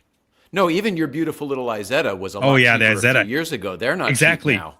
Yeah, exactly. We were talking about that at Adam's celebration. We actually can't believe how much Izettas have even gone up. But yeah, Messerschmitts themselves have gone up quite. I saw one for sale recently in our area that was like $80,000 Canadian, which is like absurd. I can't believe that's what they are at. It was restored and nice, right? Okay, that was going to be my question. Yeah, that's top dollar for a Messerschmitt. Yes, exactly. That's restored and running, and it's a nice one. Gotcha. Her semi-truck. I loved Jill's semi-truck. Her cab. She keeps calling it cab. Yeah. And outside, like a little Mad Max-ish. Like exactly. I love the design on that thing too. Like, again, this movie influenced by, but clearly influenced a whole bunch. And you talk about the hodgepodge. I mean, there's a greater hodgepodge here where you're taking different movies and different influences and putting them into one movie as well, like little homages here and there to that kind of stuff. Yeah, exactly. Yeah. I can't gush enough about the production of this movie. It's always. I totally agree. Man. I think I agree with that. It is its strong. It's the strongest aspect of this film is the way this movie looks, the visual aspect of Brazil. And the sort of the Soylent Green aspect of it, the steak versus the all the different meals, they're all just piles of mush. Oh my God. Another bit that I absolutely love, these beautiful photos on the menu. You have to say the number, like the menu is so thick and it's like a light box. I recommend. Yep. Yes. Yep. today, no the tablets, number 3. It's kind of absolutely. And then when it gets served, it's got the picture of the food on a little card, and then it's 3 of the most disgusting, like, dollops of cottage cheese colored. It's all of that stuff is great. And then that scene in general is wonderful because that big explosion goes off, and the people dining, they just keep talking through it. You know, she's Mrs. Lowry is talking about credits at the surgeon, right? Yep. That can be used for cesarean sections and gynecological exams. It's just and then I love when they bring in that partition. Totally. It's just like so funny. And there's that must be like the kitchen, because there's like waiters and chefs coming out of the fire, and they're like all burnt and covered in soot. Like the rich people don't care about the workers down there. That's what I noticed. It was the class divide of like all of this stuff happens, and we just have a conversation as though nothing matters. We're unaffected. Yep. Exactly. Well, there's so many statements in this movie. I can't tell what the movie's actually about. That's the only problem. That is a very astute observation, and will come back into play at the end of this episode. Trust me. Okay. All right. I'm going to stay till the end then tonight. Huge shout out to fellow Python Michael Palin in this film, playing Jack Lint. Wonderful performance. Yep. Just Michael Palin has such a great smile. He has such like a fun-loving, little goofy side to him. Goofy charisma. Goofy charisma all over the place. Yes. I mean, and obviously the flying circus, you know, the sketch comedian of it all, like that comes into when you go into this movie, you're like, oh yeah, that's the funny guy. That's the twit of the year from Flying Circus, right? You're applying all of that for then him to be revealed that he's the man who tortures people for information, but he does it in such a way that is like, well, it's my job, right? Like there's such a separation. In fact, he's actually the man responsible for killing Mr. Buttle, even though it's not his, in his own words, it's not his fault, because the paperwork didn't show that he had a heart condition, right? His paperwork was all the information for Tuttle, De Niro's character, but they arrested Buttle. So Mr. Buttle has a heart condition, which through the torture that Michael Palin was doing caused Mr. Buttle to pass away. You know, but Michael Palin, it's not his fault, right? Because of the paperwork issue. Go ahead, Jay. What I'm taking with all of this is that, you know, it's sort of like the future we live in now. Everything is computerized, everything is digital. You pay your bills, blah blah blah blah blah. But at the end of the day, one person with the wrong keystroke fucks it all up. And totally. That's literally the premise of this movie from 40 years ago, and we're living in it. Exactly, pandemonium. You know, with one little mistake, one spelling error. Yeah, one little bug in the office, and exactly. Tuttle is and how Buttle, nothing can get. That woman's a widow. With broken windows. Yes. And nothing and a can hole get in her done. ceiling. Common sense cannot win the day because of bureaucracy. And I mean, you think about how many things in this world could be solved so simply and so easily. Like I think about, Jay, where you're from, a devastating fire a year and a bit ago. And yet very little has been done in so many of these places to rebuild because of bureaucracy, because they can't get permits, because they can't get these things. And I mean, this movie takes that to the nth degree. And then also, like Jay mentioned earlier, terrorism ain't no thing. It's just something that happens. In fact, we're not going to react. We're not going to cause a scene, because if we react and cause a scene, that's going to mess up our life. We're getting involved.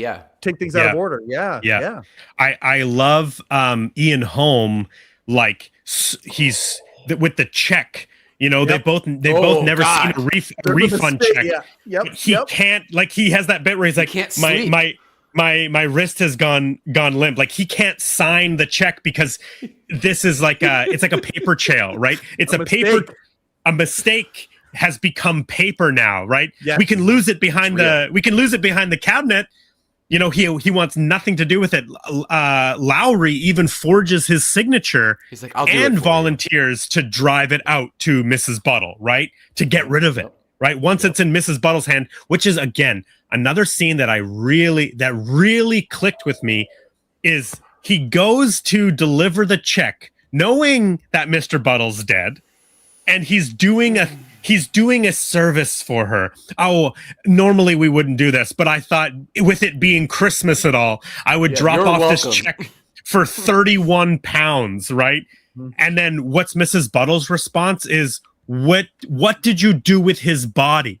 Right? Like, the reality of the situation is she lost her husband, the father of her children, all because of a bug falling into a machine, causing a paperwork error. But Sam Lowry comes in thinking he's the hero of the day, delivering 31 pounds to her after losing her husband, right? Like, that statement is, I think, one of the big themes of the film, the lack of care. Even though this is our hero, this is our main character, but the lack of care the system has for the people below it is so prominent in that particular moment, right? And then, subsequently throughout the film as well. Did you guys see a lot of idiocracy in this too? It felt like the system not being prepared to help the individual in any way, shape, or form. Come back when you have more money. That whole thing. Yeah. 100%. That the dystopian, all of the humans have been removed, except we see humans everywhere. I don't know. I guess that's maybe that's the gloriousness of all of the paperwork at the end, maybe. Yeah. Well, I mean, there's a great moment when Sam basically takes the whole system down by destroying a duct, right? Mm-hmm. He keeps getting those pneumatic tube messages, and so he takes the hose and he puts it up the other one, which ends up blasting a hole. I love the cartoony nature of that. The idea that worked in this movie's logic, really I love that. Yeah, the ballooning of the hose.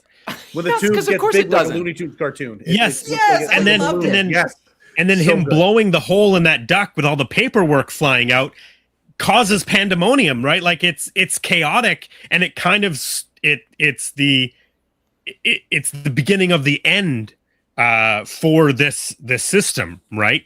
They even play the miracle music. You know what I mean? Like, they've got the gorgeous cinematic sounds. Like it's money raining down on everyone. Now the whole world is going to be different now. Yeah. Can I ask your guys' take on Tuttle's last scene on his quote unquote death? Yeah, I don't know, other than the fact that if we do subscribe to the theory that he's in his lobotomized brain, it makes sense. Oh, right. That was how we came to it. That's back in the day. That's what we thought. That's how we justified it. So in my mind, in the lobotomized state, I was going to question if he was even real or if that was the Walter Mitty of it all. Okay. Well, that's what I'm saying, is that, like, he never leaves that chair. The visions start with I guess Michael Palin being shot and Tuttle and his friends coming down, reclining down into the cooling tower. Mm-hmm.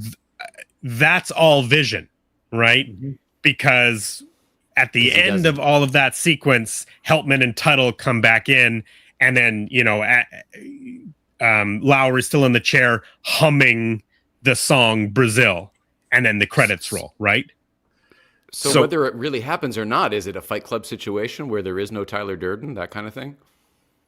Because it seems like he, with the sewage and the oxygen and the air conditioning, like all of those, or in the beginning when he fixed like I said earlier, Robert De Niro always knows what to do. He's always got the fix, and it's always so easy. That's and he's smiling and laughing throughout it, almost like that's his psyche, the perfect psyche who he wished he was. That is interesting. Going with Mike's theory. Because go ahead. I was just going to say the only thing that, and it could be easily explained away, is Tuttle has the piece that he installs to divert whatever he's diverting right after but you could easily, just explain that Lowry got that piece somewhere and installed it himself. If you're gonna do this sort of Tyler Durden theory with Sure. Tuttle, Right. Does anybody else see Tuttle besides in the lobotomy? Does Jill see Tuttle? I can't remember now. I don't think anybody sees him. He's got the gun ready to go, but Lowry makes sure that nobody sees him, and I'm pretty sure that until you get to, like you say, the breakout, which that's probably the last thing he thinks. The last fantasy that he has before he poofs is, oh, what if Tuttle and them came, and what if the terrorists came and saved me, some sort of a thing. Right. I do, and then he gets buried in paperwork. That's right. Buried in paper. The paperwork is what kills him. Jill does see Tuttle because right after the frozen apartment, he gets kicked out, and then Tuttle switches. Jill comes to Sam's apartment, and that's when they go to Sam's mother's house, and she says, right. Who was that? And he says, a friend, right? So Jill does see Tuttle before he zip lines away the second time. That's the second shot of him. Well, the little. Yes, but in this world, isn't Jill not real either? I mean, isn't this whole thing kind of a fantasy? So they're all just kind of archetypes, or am I going too far? I think short hair Jill is real. Yes. Long blonde hair Jill is not. That's all lobotomy visions, which is where it gets confusing, especially in the US theatrical cut, because when Sam comes back to Mother's apartment, Jill has long blonde hair, and then they spend the night together. The whole thing. Yes, yeah. The whole thing. It is inferred that it's a wig, though. It is inferred, like not in the theatrical cut, in the director's cut. No, in ours it's inferred. It's not in the it's obvious in the director's cut, but it is inferred because she said something about I found it or something like that. He says, okay, maybe I missed that then. It's something, yeah. It's inferred for she sure. Said, how does it look? So the whole time I thought she meant her wardrobe, but it was actually about the wig. Yeah. Oh. Yeah. Okay. Okay. I thought it was the see-through top. She's like trying to be sexy it up. She's like, "What do you think? How do I look?" Sure. That's interesting. Yeah. Okay. You guys are right. Yeah. Okay.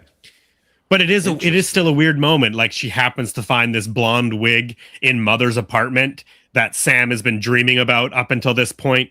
And I think these are the things that I've always butted up against, where it's like, I don't need a movie to give me answers, but sometimes it just is so confusing that it's distracting. You know what I mean? Yeah, I do.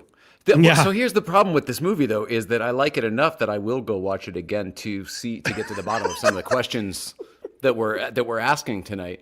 Gannon Appleby says Tuttle became normal without the uniform and was able to be taken over by the backup of paperwork he never did. Is my thought, he says. Mm-hmm. Yeah, well, I mean, okay, so that was sort of his own conscience getting to him. Well, not Tuttle. I think we're living in Sam's lobotomized brain at this point. Okay. But okay, Tuttle, if Tuttle is real, we're not. The Tyler Durden theory is a fun theory, but if Tuttle is real, yes. he comes in, and one of the things that Tuttle says, the reason why he left Central Services is he hates paperwork. Right? Mm-hmm. He's the one who says, like, you can't do anything. I can't, your unit could be on fire, but I can't do anything unless I fill out a 27B stroke 6. 27B stroke 6. So he does it like freelance, he intercepts calls. So the fact that the thing that takes out Tuttle at the end of the film is paperwork is, I think, it's a poetic bit, and again, we're living in Sam's lobotomized brain, so all bets are off. Is that the idea why then once we unbury him from the paperwork, he's not there? Yes, he disappears because right after that, that's when Sam goes to the church. That's when Sam sees young mother, which makes sense. Throughout the film, she is de-aging. We see the coffin and the goo bit, one of the best bits in the whole movie. Oh, love that. Whoa. Yep. But then spilled the wrong coffin. And then he goes into the coffin. Yeah. And then as Sam, he's now in his dream world. Yep. With the baby masks and all that kind of stuff. So like we're deep into layers upon layers of his psyche at this point. Did anyone watch this movie high with a little No. I haven't yet. I've never watched this movie. I think the next time I do it, I might try that. Yeah. I might see how that goes. Yeah, I'm get thinking there's some get stuff some there that I answers. missed. Yeah, well, just, you go a little deeper with things. Here's the thing, and that's why at the beginning of the show, I talked about how the fact that I essentially watched this movie 3 times in the course of 4 days, I think that's really what allowed it to click for me. And I think immersion. That this is a movie that needs to be seen multiple times, but in succession so that things don't leave your brain. Because there's so much information visually in the dialogue through the story that is being given to you. And I really don't think you're right. You cannot pick it all up. You cannot process all of it. Plus, it's a classic thing for a movie to like give you an answer at the beginning of the film for a question you don't even know you have yet. And it does you don't actually get that until your second viewing, right? Like a repeat viewing thing. This movie is chock full of that kind of stuff. So, like I said, it did not click for me until I basically watched it 3 times in a row. And is that a good thing for a movie to have to do? I don't think so. Big Lebowski was that way for me. Oh, interesting. And I love it now. So yeah. But when you watched Big Lebowski, did you watch it multiple times in a row? Like because you needed to figure it out? Like the only reason I watched this movie 3 times in a row is for this show. Like my parameters are very specific. I just needed to know all versions of this film for myself to be able to talk about it confidently, let's say. Sure. Yeah. But at the same time, aren't there directors in your world where that is kind of a given? Like I remember, like, okay, so you, someone, or I think it was you, Brandon, earlier compared it to a David Lynch movie. When I watch most David Lynch movies, I'm wired in knowing that I'm going to be watching it multiple times. Like Lost Highway, I can remember we watched it multiple times. Even Twin Peaks, I'm a big Twin Peaks guy. When we watched Fire Walk with Me, we went and watched it again because it was just so much. And we kind of knew that going in, but we also know that going in because we know David Lynch. And that's how we kind of, this movie here, Terry Gilliam is still making his bones. He's still like 12 Monkeys. We watched 12 Monkeys a couple of times. And I remember like in the theater, I remember watching it, twice within the same week, just to wrap our minds around it. But at that point, we knew Terry Gilliam movies were kind of like that. Yeah. And so, but I just didn't think that at this point he had the resume enough that only the cinephiles perhaps, would have done that at that time. True. Because, he wasn't that known. Mike, that's Lost. I was just going to say like that's a really good point. And I think that something like, a special release of the film, especially in the modern era, like it allows you to do that. I think the other thing too is that like, I basically like the 3 viewings in a row kind of like, it was like cramming for a test kind of thing where as like with the David Lynch, I'm basically rewatching David Lynch movies like once a year. So I am still basically the point I'm trying to make is like the best way to experience a movie like Brazil is to not have it leave your memory before your next viewing. And I think that is, kind of the point you're making, even with the David Lynch, is like, if you have to like start over every single time because you're watching Brazil every 6 years, 8 years to be like, okay, this is finally the time. You're doing so much work. You're never going to get it. You're never going to get it. But yes, I agree with this. If it becomes a yearly viewing, then you're like, you're really starting to pick things up. You remember where the story goes and all the information that the end of the film gives you. So you're applying it to the information at the beginning of the film, right? And that is exactly what like rewatchability is. So couldn't agree more.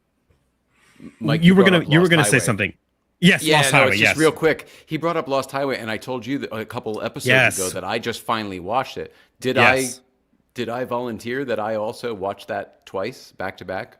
Did you really? There we go. On. Yeah. Because it seemed I hadn't seen it before, and it's obviously quite a mindfuck if you're not ready for the ride, and it is a ride.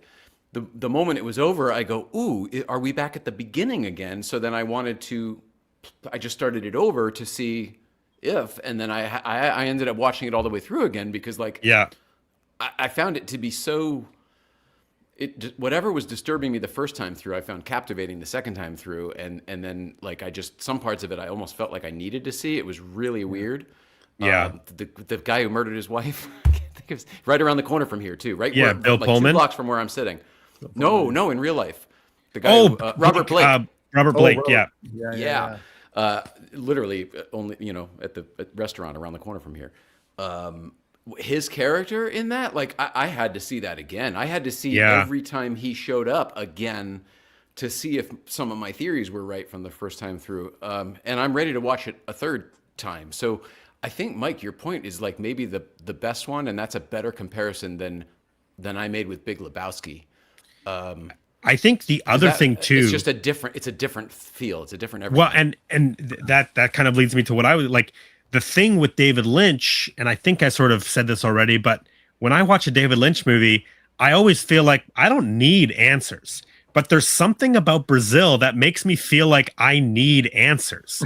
And I know that interesting. And I know that's not a good way to think about movies, but there's something about the way David Lynch crafts a film. You come away being like, I don't really know what was going on, and I feel like I don't need to know what's going on. Yeah, maybe this connects with this, whatever.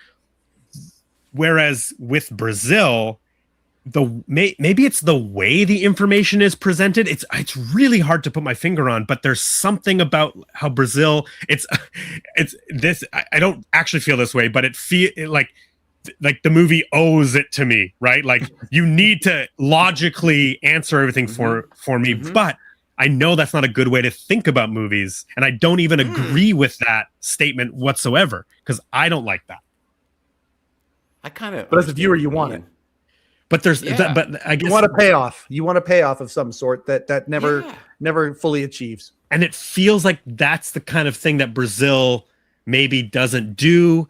And maybe I just need to apply that David Lynch thinking to Brazil, which I do in general. Like the reason David Lynch is my favorite filmmaker is because he's the best at that. And I do generally apply that sort of like, I don't really need the answers. Like I'm just here for the ride. I'll let it wash over me for most movies.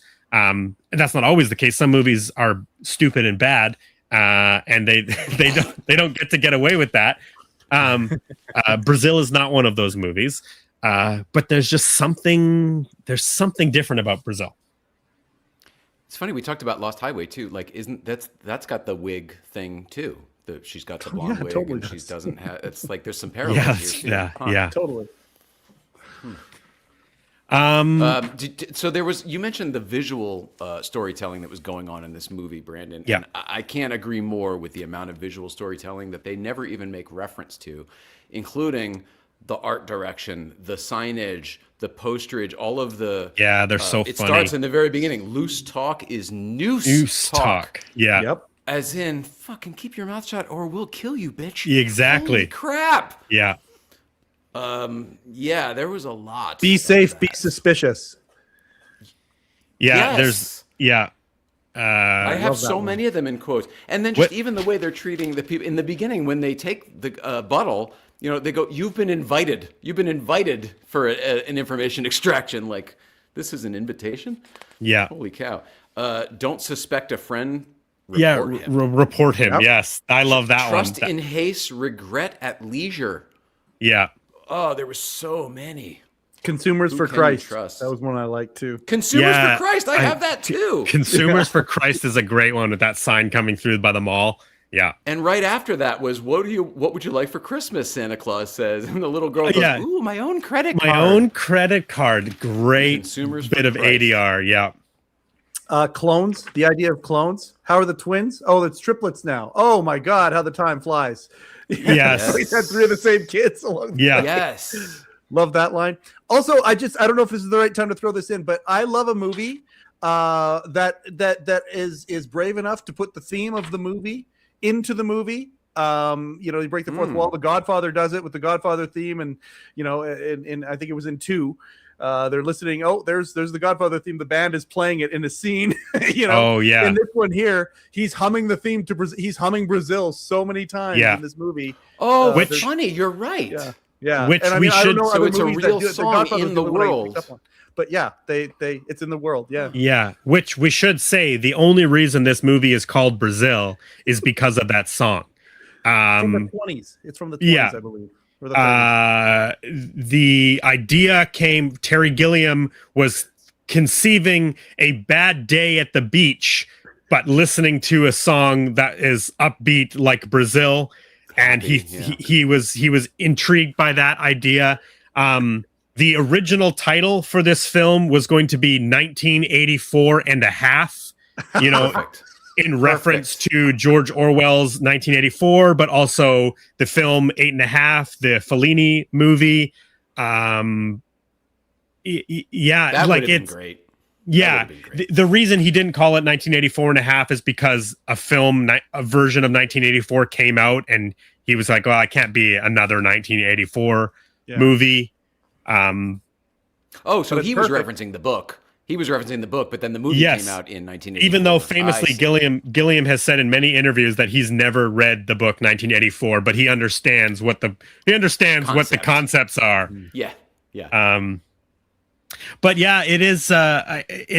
It's interesting that the movie's called Brazil. Like it really has nothing to do with it.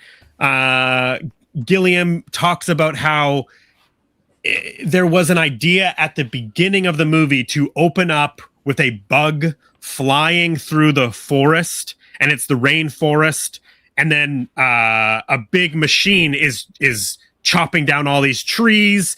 They're chopping down the rainforest. The truck drives to a factory. The trees go into this big machine, turn it into pulp. The pulp becomes paper. All the meanwhile, this bug is flying through this factory. The paper is being printed, put into a giant book, which then goes to one of the Department of Records, gets thrown onto the desk, squishing the bug, and then the paper, this big huge book of printed paper, says plans to save the rainforest, is this big massive book. That was the original sort of idea for the opening of it, which maybe they were tying into like more tropical type, the Brazil of it all, but ultimately they scrapped that idea.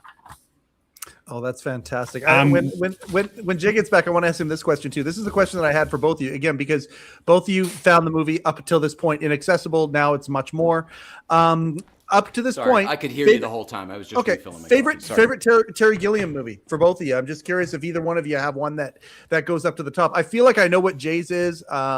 But Brandon, I'm curious if you guys have a favorite Terry Gilliam movie. Well, I to be honest, the only Terry Gilliam movies I've seen are Holy Grail, 12 Monkeys, Fear and Loathing, Dr. Parnassus, and now and Brazil. Those are the only Gilliam movies I've seen. I don't, even though he co-directed Holy Grail, I'm not going to count it. But at this point, from what I've seen, spoiler alert, it's Brazil. There you go. I like Fear and Loathing. I think it's a fun movie. I have not rewatched it in a long time. I think I would because Tobey Maguire's in it. Benicio del Toro is in it. I love that movie. I love it. Cast, but it's another one of these for me. I've never been able to break through the barrier. The way it's shot, I go, I can't take it. Yeah. Well, and I've always been interested in it, but again, Terry Gilliam has never been one of my favorite filmmakers, so I'm not I don't even know the last time I watched Fear and Loathing, right? It's been years and years since I've gone to Vegas. Nice.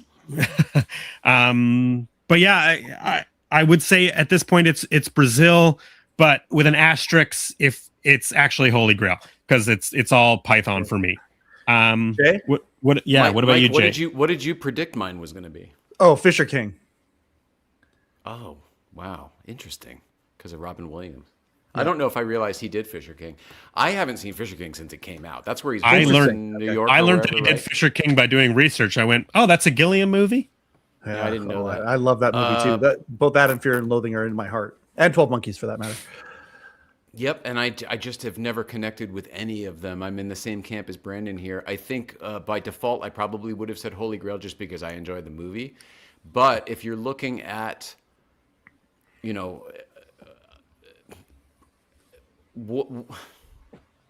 I don't know how I couldn't put Brazil above Holy Grail because of what was accomplished. Like, you know what I mean? Like, I may not the respect get it, you have for the production. Yeah, and the filmmaking. Like, I may not get the story, which I don't know what that says about your storytelling, but when it comes to filmmaking, this thing is like a weird masterpiece. Yeah. You know what I mean? Like, I need to see it more. But I definitely get what other people see, about it or what they like about it. And like Brandon was saying before, there's so many. If you look at the pieces, I love almost all of the pieces, and even the parts I don't love, I like a great deal. So, yeah, I could make critiques, but I feel like it's got to be Brazil. Yeah. How about you, Mike? Oh man, yeah, Fear and Loathing is probably going to be the one. Like I love this movie. I've always loved this movie, but like I've always looked at Terry. Like I would get excited that period when 12 Monkeys came out. We went and saw it opening night. Me and those same guys. Like years later, right? We said so. And we saw it again over the weekend because it's like Fight Club, right? You watch it the first time, and then it's almost more fun to watch it the second time now that you know. Now that you have the answers. Right? Yeah. 12 Monkeys is very much like that, and so. So that's really up there, but I think Fear and Loathing has to be. I mean, I love that movie. I love that movie so much. I'll make myself watch it. Yeah, it's something about the Johnny Depp of it all and the way it's like I can't. It felt like he was trying to be Ed Wood, but like in this other looking character. So but he's Hunter. Like he's totally Hunter. Like I see Hunter. Right. Oh, that's right. He's supposed to be Hunter S. Thompson. Yeah, he's playing a real person, Hunter S. Thompson. I forgot. Yeah. But Fisher King too. Like, I mean, Fisher King makes me cry every time I watch. Like, I can only watch that movie so many times. Every once in a while, it's one of those movies where it's like it's so powerful to me. Fisher King's a heavy movie. Yeah. It's so good though. It's so Fisher King and With Honors are two of my favorite movies that most people haven't seen. When it comes to that, they're very similar with the bum and the whole. Mm-hmm. Forgive me for this tangent, but Fear and Loathing. We haven't done many tonight. No, Fear and Loathing is the story of Hunter S. Thompson. But have either of you guys seen this film where the buffaloes roam, which is Bill Murray playing Hunter S. Thompson? I've not seen that. So this is Bill Murray and Peter Boyle playing what's his name? Gonzo? Is that the? I think that's his friend. Journalism. Does he call him Gonzo in the movie? Oh, that's interesting. Yeah. So this is another take on the Hunter S. Thompson. I gotta watch it. Yeah. It's from like 80, like early 80s, right? Yeah, 1980 on the dot. Nailed it. So that was his art piece. Caddyshack, Stripes, okay, and then now we're gonna do this one. That's gonna be the art piece. Music by Neil Young, fellow Canadian. God, how have I not seen this movie? I gotta see this movie. Oh, you've given me a gift. I got goosebumps all over. You've given me a gift. I can't wait to watch this. Where the buffaloes roam. Parkinson's Mike S.J. says, I interviewed Tony Gilliam when I was in college. Oh, that's cool. That is very cool. That's more on that.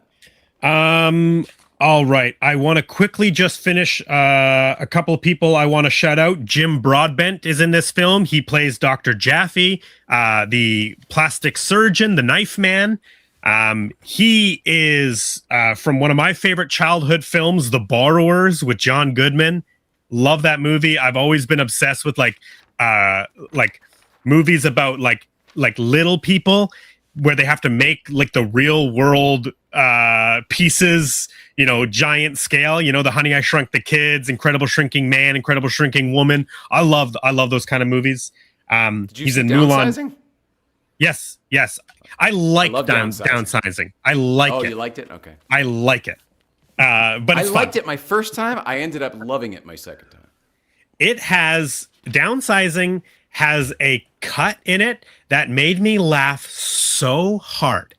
At the end of the movie, they want to blow up that and seal off that entrance to the mountain like commune place, and it's all the miniature people, and so it's this big elaborate thing. They're getting everybody in, and then they cut to a wide shot of the explosion, and it's like poof, like that I was like, that's funny. That made me laugh so hard.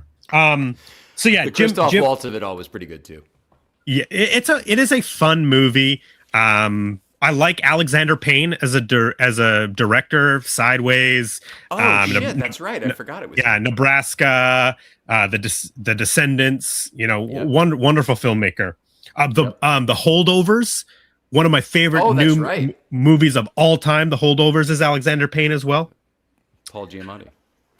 So yeah, Jim Broadbent. People might recognize him from Hot Fuzz. He plays Nick Frost's dad, the police chief in Hot Fuzz. He's in Indiana Jones and the Kingdom of the Crystal Skull. He plays Slughorn in the Harry Potter movies. He's in Paddington, and he's even still working today because he was just in Jay Kelly, the George Clooney, Adam Sandler movie. So he is. Oh, we watched that. He is he is a working actor, Jim Broadbent. Kim Grice plays who? Oh yeah, go ahead. Who was he in what movie did you in Crystal Skull? He works at the college. He's one of the of course, yes. Yeah. He's the new Desmond Elliott. Exactly. Yes, I believe. Yes, of course. Yeah. He's a great actor, that guy. He's a wonderful actor. I don't think I even realized that was him in this. Yeah, and like I said, like he's just been working. Like that man has never stopped working. What's he most Kim Grice known for? I would say I know him from Hot Fuzz and Harry Potter. And Harry Potter. Okay, all right. Maybe Paddington. No, I don't know. I don't think he's in Love Actually. Okay. People probably know him from Paddington now. That's a very popular movie. Very popular series. Kim Grice plays Jill Layton. We've talked about her a bunch. She's in Chud, 1984, Manhunter, 1986, with Jay's former boss, Throw Mama from the Train, a film I love, House Guest, with Phil Hartman and Sinbad. Great movie. I saw her in that. Which former boss of mine? Manhunter, Gil Grissom. Oh, Billy Peterson. Bill Peterson. Yeah. You're right. And then she was also in Punchline, one of my favorite yes, that not many people know, with Tom Hanks and Sally Field. Sally Field, yeah. Yes. It's hard to watch, but if Mike, our guest here tonight, does stand up in the area, you should go see him sometime, Brandon. Okay, I will. It's a great. I got a great movie ketamine bit. It's awesome. About the difficulty of doing stand-up and the darkness of it all. It's a beautiful. Well, Mike, you and I are mortal enemies because I do improv. So we're true. That's true. Polar opposites of comedy on stage. Yes, and I still think we should be friends. Yeah. Yes, and no, but. Let's keep going. I have not revisited House Guest in many years, but I was obsessed with like Sinbad when I was younger. I watched this movie called First Kid over and over again. Service. Yes. God, I love that movie. Jingle All the Way is literally one of my favorite movies of all time. Me too. Yep. Me too. This is hilarious. Nobody knows Sinbad. Nobody respects and loves Sinbad. And then the three of us are all like, yep. He's the greatest. I love Sinbad. He's the greatest. I used to love his stand-ups and his suits, and then he was on Different World. Man. Yeah, he has one episode. He has one episode on It's Always Sunny in Philadelphia where Dennis. It's the Christmas episode. Yes, and Sinbad is so funny in that episode, and he like comes out of nowhere. I was so excited. I'm like, yes. Sinbad is back, and then I haven't seen him in anything yet. I'm surprised. His health, I don't not think is good right now. But I love that so much too, and that was probably 10, 15 years ago when that happened. I believe he was doing stand up for around that time. Like he was still getting up on stage and doing shows. Love the man. Love Sinbad. So funny. So funny. We have to talk about Charles McCowan, because he plays Lime when Sam gets his promotion, and he goes, and it's that great bit where he gets his office and they share a desk through the wall and they keep pulling it. Scene stealer. His coworker Lime with the computer. Oh, he's a real whiz on the computer. That's Charles McCowan, who co-wrote this film with Terry Gilliam. Oh, but we also just recently talked about him because he has a significant part in a movie we've already covered so far, Jay. He is one of the secret agents in Spies Like Us. Oh, no way. Oh, no way. Chevy and Dan go to meet up with the two spies, and one of them is, I forgot her name, but Dan Aykroyd's wife. Donna Dixon. Donna Dixon, thank you. And then the other actor is Charles McCowan. And ironically, not ironically, they're friends, but Terry Gilliam is also in Spies Like Us in the Doctor scene with all those cameos. Yes. Terry Gilliam is in there. I didn't know that. That's awesome. There are so many director cameos in that movie that I didn't know until you showed us, Brandon. Yeah, that was crazy. The fun of that particular episode. From one of the Coen brothers. Man, it was crazy. Yeah. So Kyle Watts TV says my wife grew up down the street from the Jingle All the Way house. Pretty cool. Oh, cool. Where was that shot, Kyle? I think Chicago. Oh, that makes sense. Yeah. The other writer of Brazil is Tom Stoppard. He's most famous for writing Shakespeare in Love, which he won an Academy Award for. Basically, Terry Gilliam had worked with a writer. They weren't sort of getting along. Left, found Tom Stoppard. Tom Stoppard and Terry Gilliam. It's not that they didn't get along. Their working methods were very different. So Tom Stoppard is still credited on the film because he's the one who came up with the Tuttle and the Buttle bit. A lot of stuff is still in the film from Tom Stoppard's work on it. And then eventually Charles McCowan, who Terry Gilliam knew because he played a bunch of characters in Life of Brian, brought him on, and they finalized the script. So between the three of them, that's who gets screenwriting credit on Brazil. Jingle All the Way House, Adina / Minneapolis, Minnesota. Yep. Oh, there you go. That makes sense. Still a cold weather lake community. Yeah. Okay, so here's a very quick sort of breakdown on how Brazil came to be. Gilliam's a major inspiration is he found this story about how during the Salem witch trials, the families or the women who were being accused and their families, they would be charged for all of the materials for their burnings. Mm-hmm. This wood's not going to buy itself. Exactly. It's just all of the. So I guess it's kindling, right? We're just getting the fire going. Yeah. The witches are the main. Yeah. Presto. Terry Gilliam was in Cannes actually for Meaning of Life when he first met executives from 20th Century Fox. They put up the $6 million of the eventual $15 million budget, and they got European distribution rights, which will come into play a little bit later. The rest of the money was Universal.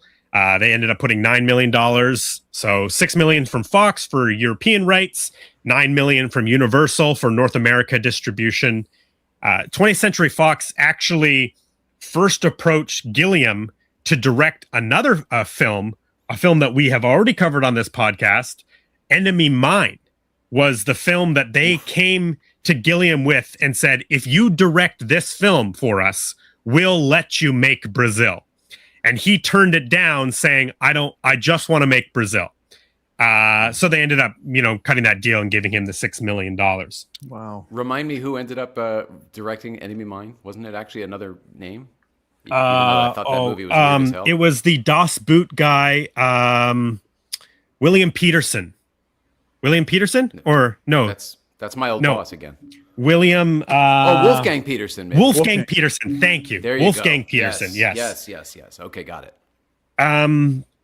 Well, let's get into sort of. We don't have to finish talking about Brazil, but the release of Brazil was an absolutely chaotic experience for all parties involved. So the film is finished. Terry Gilliam delivers his cut, which is 2 hours and 22 minutes, 142 minutes. And 20th Century Fox, who, like I mentioned, has the European distribution rights, had no problems with it. So they released the film. And that's why on my thumbnail for this episode, I put 2 release dates, because Brazil in Europe came out February 20th, 1985. In its entirety. 2 hours and 22 minutes. 142 minutes. The 142-minute version came out in Europe in February of 1985. Now, Sid Sheinberg, who we've talked about, the chairman of Universal, he says that he saw promise in the film. He never said that he didn't like the movie. He just didn't think it was commercially viable. And his biggest thing was he wanted a happy ending. He did not like the ending at all.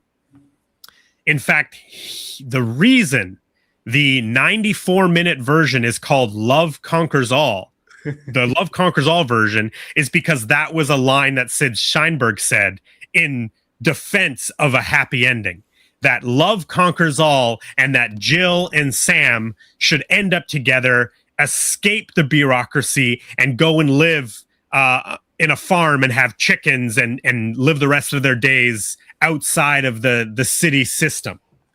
You have to give people hope that they're not actually stuck in this dystopian future in real life. Yes. Now, the irony of all of this is that in the contract, it was stated that Gilliam would deliver a film that was 135 minutes, 2 hours and 15 minutes.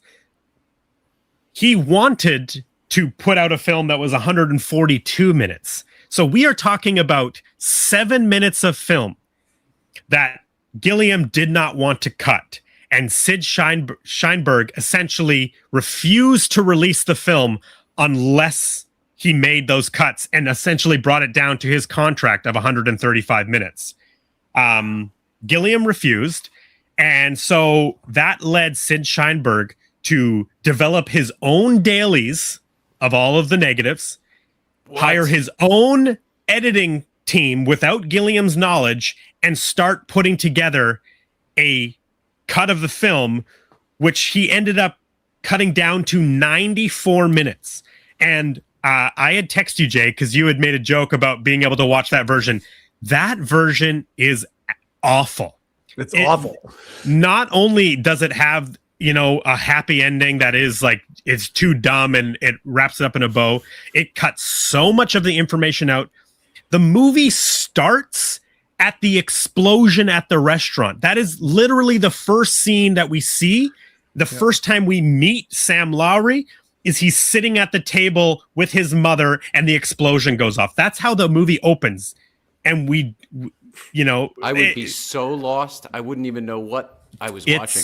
It's terrible. But again, thank you to the fine people at the Criterion Collection. It is available to view as a special feature, which that's exactly the kind of shit that I love. Yeah. We watched it once. Our crew, we watched it one time, and that was it. It's like a Star Wars holiday special. I've seen it once, and that's it. I won't watch it again because of that. It's an interesting historical document. Now, the film is also in a. There's that thing. It's a. Yeah. The Love Conquers All Sid Sheinberg cut is in a 4:3 aspect ratio because it ended up being the TV version of the movie. So people have seen it, and it was syndicated on television. But if it's so different, it's not a representation of what the actual film is. That's so bizarre. It's like Goonies with the octopus and the other scenes in it. Yeah. That's not what we all know to be the real thing. So, like I said, Sid Sheinberg, he refused to release the film, and it got contentious because Terry Gilliam, he was doing interviews, and he would call Sid Sheinberg out by name in the interview saying he's refusing to release the film in North America. It's already in Europe. How was it received in Europe? It was received. It did not have a lot of theaters. It only made $30,000, which makes me think that it maybe played in one theater, right? So maybe did Fox not actually distribute it internationally like they were going to? Oh, they did, but I just don't think that they put it into a bunch of theaters. It maybe toured or something, but as far as the only information I could find is that it made about $30,000 in February. So I mean, that's not a release. No, and that major motion picture that cost $15 million. They're not getting a return on that $6 million. Yeah, but it was out there, regardless of how many, if it was traveling around to different cities. Okay. In the US, it was getting so contentious to the point where Terry Gilliam put out a full page ad in Variety. And I heard about this. That's amazing. Yes, it says, "Dear Sid Sheinberg, I've never seen it. When are you going to release my film Brazil, Terry Gilliam?" And this is from the Variety archive, so it didn't have the big Variety logo that's in this picture, but this was the clearest photo. But it was just a blank white page. It was inspired by a funeral invitation. If other people don't know, Variety is it's one of the trade magazines. This is the Hollywood magazine, and it's actually larger in size and scale than a regular magazine. So this is a really big full page ad. Yes. And it so this is October 2nd, 1985 is when he put this full page Variety ad out. Cost him $1,500.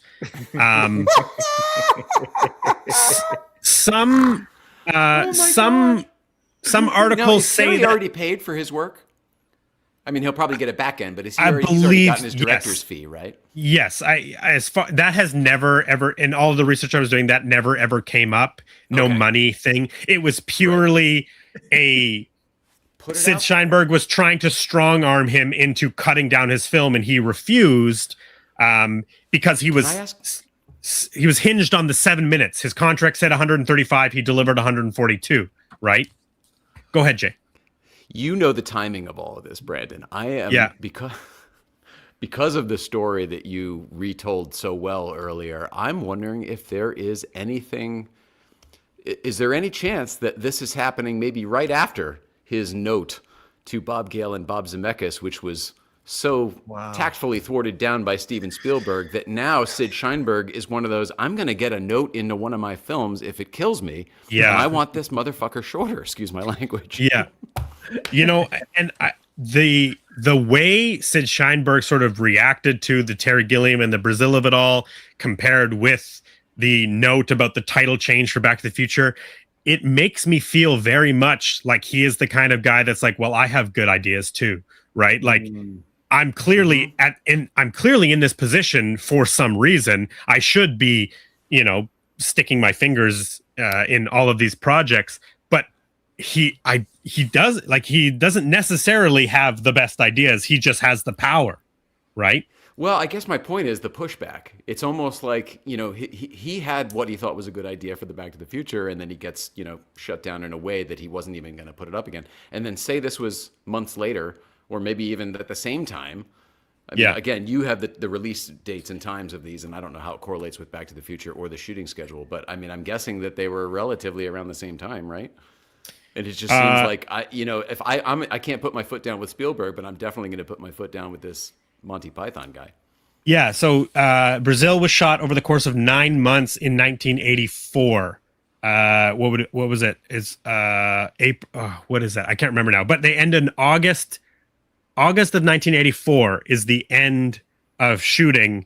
So then there's August 84 to February 1985 is all of the editing process to release in February of 1985 in Europe, right? So this correlates. Yeah, this is shortly after, because the conversation, according to Bob Gale, with the Sid Sheinberg, Lou Wasserman conversation, that was during the Eric Stoltz period of filming. It wasn't even so that's early. Michael J. Fox wasn't even on board yet when they were having this conversation. So like they had their own fish to fry, right? Like they had their own problems. They couldn't deal with this one right then and there. So Steven was going to kind of take the bullet, sort of deal. Yeah. It just feels like this might correlate. We're like, all right, we didn't get that sounds one like so I'm going to put my foot down. Yeah, on this one, yeah. The Is he still alive, Sid Sheinberg? I don't know, actually. I didn't look that up. I think Lou Wasserman passed away. I wonder if we could get him for something. I'd love to just know some of these stories from Sid Sheinberg. Yeah. We've heard the other side. So the thing that Terry Gilliam did, which I think is very funny, is he started secretly showing the film, the full 142-minute cut to people. But he would do it like he went to film schools where he was already hired to speak, and he would bring a film. And I should have written it down, but there was a film school. I think it was like, let's say like USC or something, that actually has contracts with Universal, and the projectionist at the school knew about, because the debacle was so public, knew that there was something fishy going on here, and so he refused to project the film. He didn't want to get in trouble, didn't want to, risk the school losing any sort of money or funding that Universal was providing at that time. Or tainting his own future in the film industry. Exactly. Whoa. So Gilliam ended up getting his lawyers involved, Universal's lawyers, and they made the decision that he was allowed to show clips of the movie. So what did he do? Is he showed one clip from the movie that was 142 minutes long. But I'm going to show you a clip of my new film, Brazil, and the clip just happens to be 142 minutes long. And so that's how a bunch of film students saw it at the time. The Los Angeles Film Critics Association, again, because of the public nature of it, they came to Terry Gilliam and basically said, let us watch the film and we'll put it up for our awards. So the Los Angeles Film Critics Association, they watch Brazil, even though it technically hasn't been released yet. And there was this whole sort of like discussion about, can a film, because at this point they didn't even know if it was going to come out this year, and there was already like the Academy Awards were like, what do we do here? Can we There's no have category. a film? Yeah, but can we have a film that's technically finished and released in Europe, but being refused to be released in America? Can we watch it, and can it be part of the award ceremony? Yeah. Well, the Los Angeles Films created, right? Exactly, Like, it's seems done. like it should qualify. Yeah. The Los Angeles Film Critics Association, they reviewed it, and they ended up giving it Best Picture, Best Screenplay, and Best Director before it had even been released to the public. Holy shit. The irony of that is the day that those announcements came out was the premiere of Out of Africa, the Universal Robert Redford film, which it goes on to win a bunch of Academy Awards that year. Huge movie for Universal, but all of the trade papers that day were talking about how Brazil is Best Picture from the Los Angeles Film Critics. Wow. This eventually Gilliam agrees to cut the film, and that's how you get the 2-hour, 12-minute version that you guys watched, which is known as the U.S. theatrical cut. Yep. Again, like I said at the beginning of the show, I don't think we need the few extra scenes that were put in to make the 142-minute cut. Even Gilliam is like, yeah, it's not necessary. But it's really just an incredible public fight that they were having, and that's why De Niro was a hero. Because he came and did that talk show, the morning show, with Gilliam, and on that show, Gilliam specifically says Sid Sheinberg is refusing to release this movie, showed a photo of him on the show, and De Niro was there to show support and the fact that he was obviously involved with the movie, but be there to be like, there is a Terry Gilliam, Robert De Niro movie that Universal is refusing to release, and all of it was all so public. Can I ask, do you know what the reason was? You know, he wants to release it 142, and the contract is for 135, and he eventually decides to release it 122 or 132. 132. No, what was it? 132. Yeah, 132. How does the extra time come off? What was the reasoning? Was it just the scenes that he cut happened to be a little bit longer? Like, how did we get to cutting more than they demanded? I think that's just what worked. He cut the theatrical cut kind of has a little bit less Christmas to it too, especially with one of the major scenes he cut has Helpman dressed as the Santa Claus. Right. So all of the little cleanups plus those 3 scenes at the end of the film that are majorly cut. They just brought it down, and maybe that was ultimately what it was, is just like, okay, I in a way, Universal wins, because the only way they're really going to agree to put this movie out is if I bring it down to the contractual length of 135 minutes. Right. Okay. And it's a principle thing. Like, Terry Gilliam was fighting on principle as a director who wanted final cut for his film. Universal was fighting on the principle of, we want a film that's going to be commercially successful and people will actually come and see this movie, right? Mm-hmm. And the other side, actually, I always forget about this, but especially at that time, they're thinking about how many screenings can they play a day, right? That is I guess it's still a factor today, even though the average movie is 2.5 hours today. No longer is a film 90 minutes. It's weird for a film to be 90 minutes in 2026. Mm-hmm. But yeah, the turnover for the studios and the distribution, that's where the money is, right? If you can get 3 showings a day as opposed to 2, you're obviously going to want a shorter film so you can get those 3 showings. Yeah. Mm-hmm.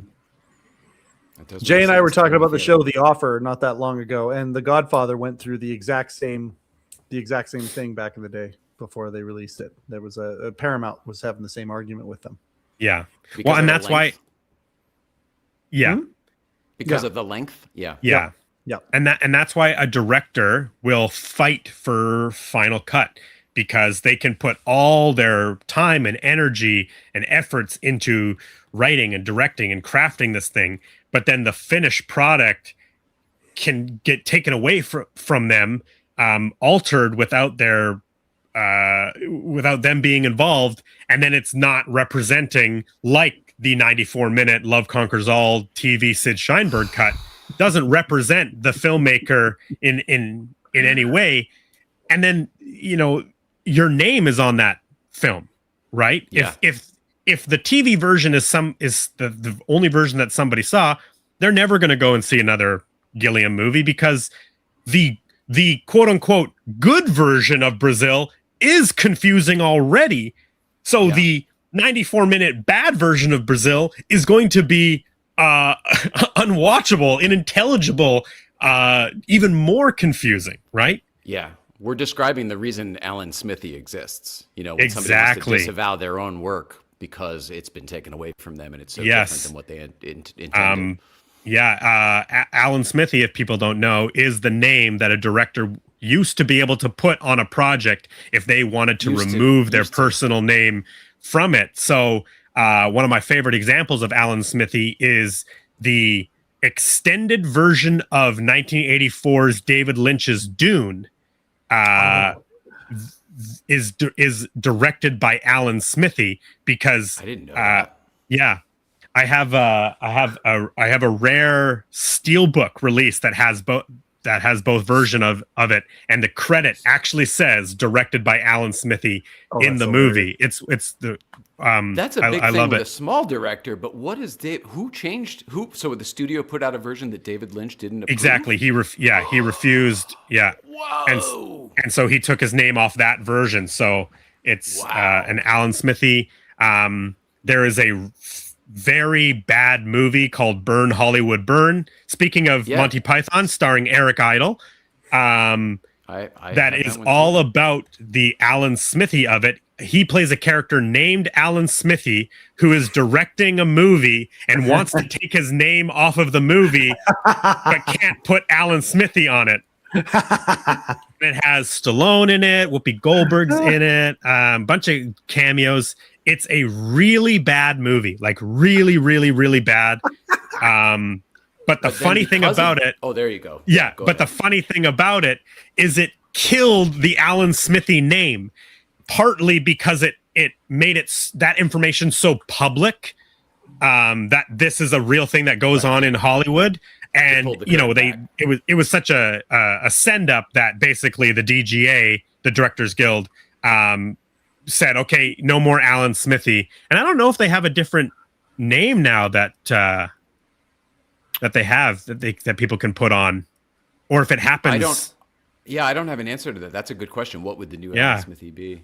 Yeah, I don't know, but because it was a credited name, and because they had to get the SAG involved and everything, then they couldn't have two Alan Smithys. Yes. Yeah, it was very crazy. It's the same reason we have Michael J. Fox, basically. It's like, there was already another Michael Fox in the union. Yeah, if people don't know, that's why a lot of actors will have to change their name, because somebody in the union already has that name registered. And even someone like Michael Keaton, there was already a Michael Keaton, and so no. His real name is Michael Douglas, and of course that's right. Is Michael Douglas. Of course, he had to choose Michael Keaton. You're right. Yeah, his real name is Michael Keaton Douglas, right? Keaton is his. I think it's Michael Douglas. I think he might have made the Keaton. No, but I think but he's now going by Michael Keaton Douglas because he's trying to get the name back. Yes, but just like the Michael J. Fox, they have to change their name, add an initial, something to differentiate them in the union. And the J isn't even his real initial. A is his initial. It's Michael A. Fox. Yeah, but he thought Michael A. Fox sounds a little pretentious. Michael A. Fox. Yeah, that's funny. Or feminine, because then you get the Michaela. Oh yeah. There you go. Yeah, it's crazy. It's a crazy world, that Hollywood. If there's a sum up of this episode, of this entire episode, it's a crazy world. That's absolutely right, including in the movie Brazil. It's a crazy world. Some of us still live in this crazy world. It's I don't know. It's a weird shadow of what it used to be, but it's still Hollywood. You know what I mean? Yeah. Until the whole thing burns to the ground, I still am in love with what it used to mean. And even that was an illusion for all of us, you know. I think it's land of make believe.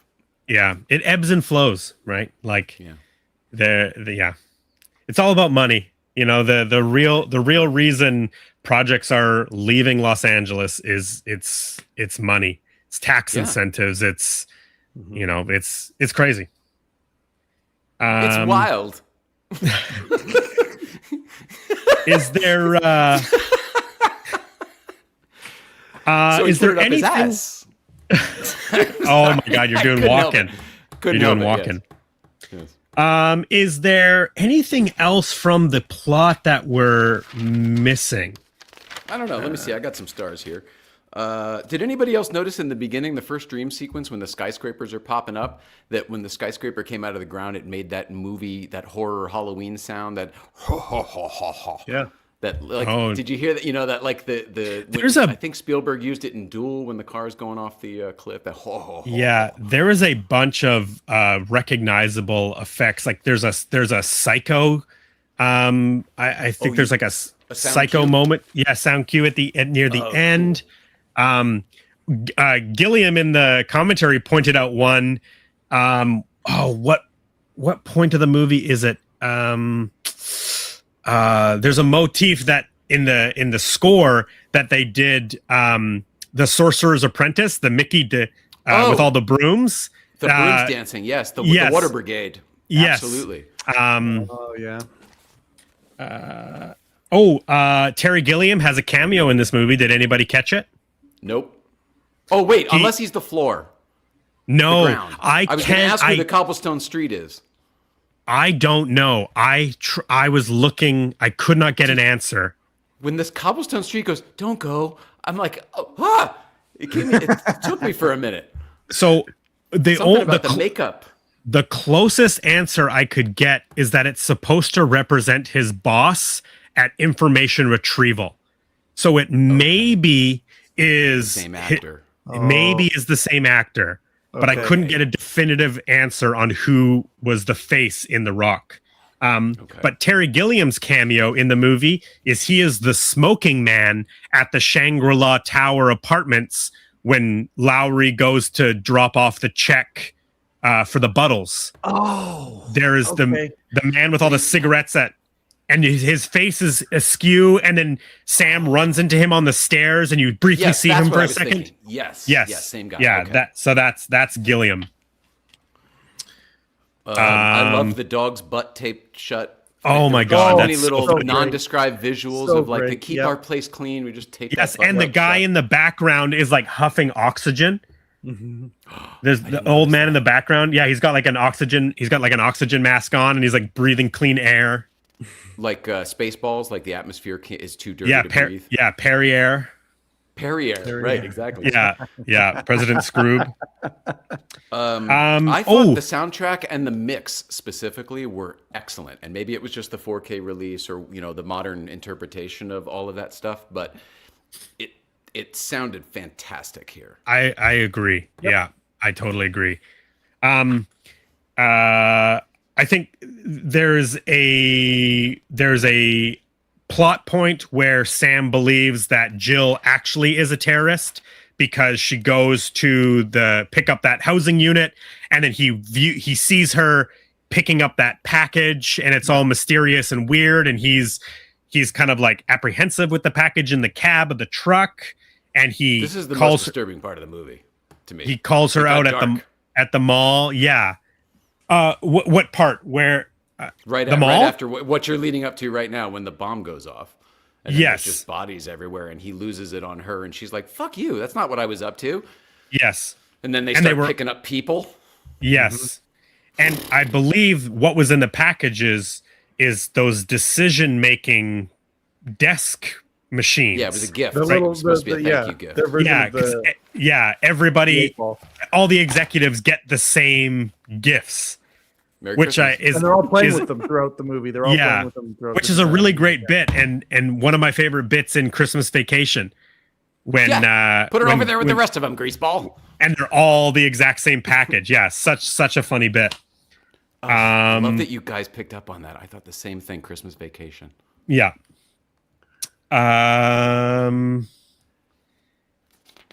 Did you guys feel like the police chase to me felt like it was very Godzilla minus the actual Godzilla?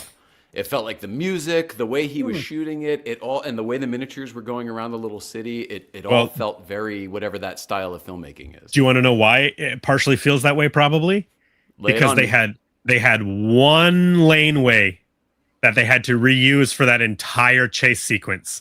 So they are running back and forth. Yeah. Wow. It was very cool, and the miniatures were excellent. And that billboard street, the miniatures on the billboard street with the billboards, that was gorgeous. Yeah, gorgeous. That's cool. And but while we're talking about this part, like I've mentioned, this is the part of the movie that it really starts to drag for me. I don't understand why we're here. I don't understand what we're doing. I don't understand why this is interesting. Like there's just so much that it just doesn't feel like the same movie anymore. And this is exactly the point. I think we're about an hour and 20 minutes into the movie at this point, maybe an hour 40. Yep. Somewhere in there. And I realize, okay, this is the point where I start to lose my attention. on the movie. And I don't know if it's just a shift in the narrative. There's no longer world building. Don't you feel like you don't care enough at that point? And I never stakes aren't high enough, or I don't care about the characters. I never fully understand the weirdness and connection with his dreams and Jill, the long blonde-haired dream woman, versus Jill, the short-haired woman who lives above the Buttles. I never fully get that like connection, and it always seems very, because he comes on strong. You know, I have dreams about you. Totally. I love you. Right. Okay, and she kicks him out of the cab. But minutes later, she's into him. Right. After he like rolls off the front of the truck and whatever, she's into him all of a sudden. And I mean, girl, make your own decisions. You do you. Pick a lane. But it doesn't. I don't understand why that is the case. And this is when I start to like question the movie. I start to like pull away from the movie. And I think that this is where I would consider Brazil not to be what's a good word?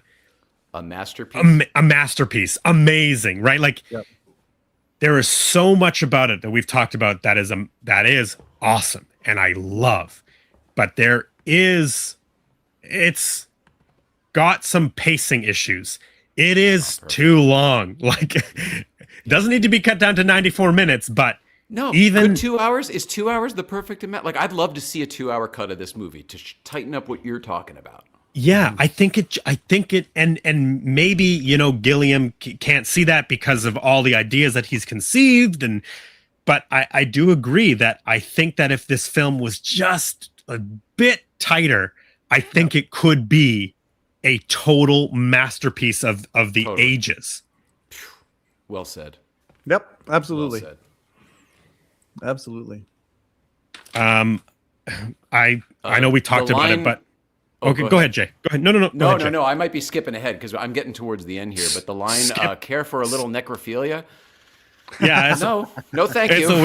That's a weird joke. Same with does your guys' version have little Holly, Michael Palin's daughter, when after Jack gives him the suit? I can't remember if the theatrical version has the line of like, "Go on, big boy, put it on. I won't look at your willy." Yeah, that's in it. Oh, it was. I don't know if I heard that. I might have skipped that part. I'm pretty sure it is. Okay, well, I trust you, Mike. I trust you. Yeah. Oh, yeah. That I was writing. I was making notes through this, so I might have missed some stuff. That little girl who plays Holly is actually Holly Gilliam. That was Terry Gilliam's daughter. Wow. Yeah.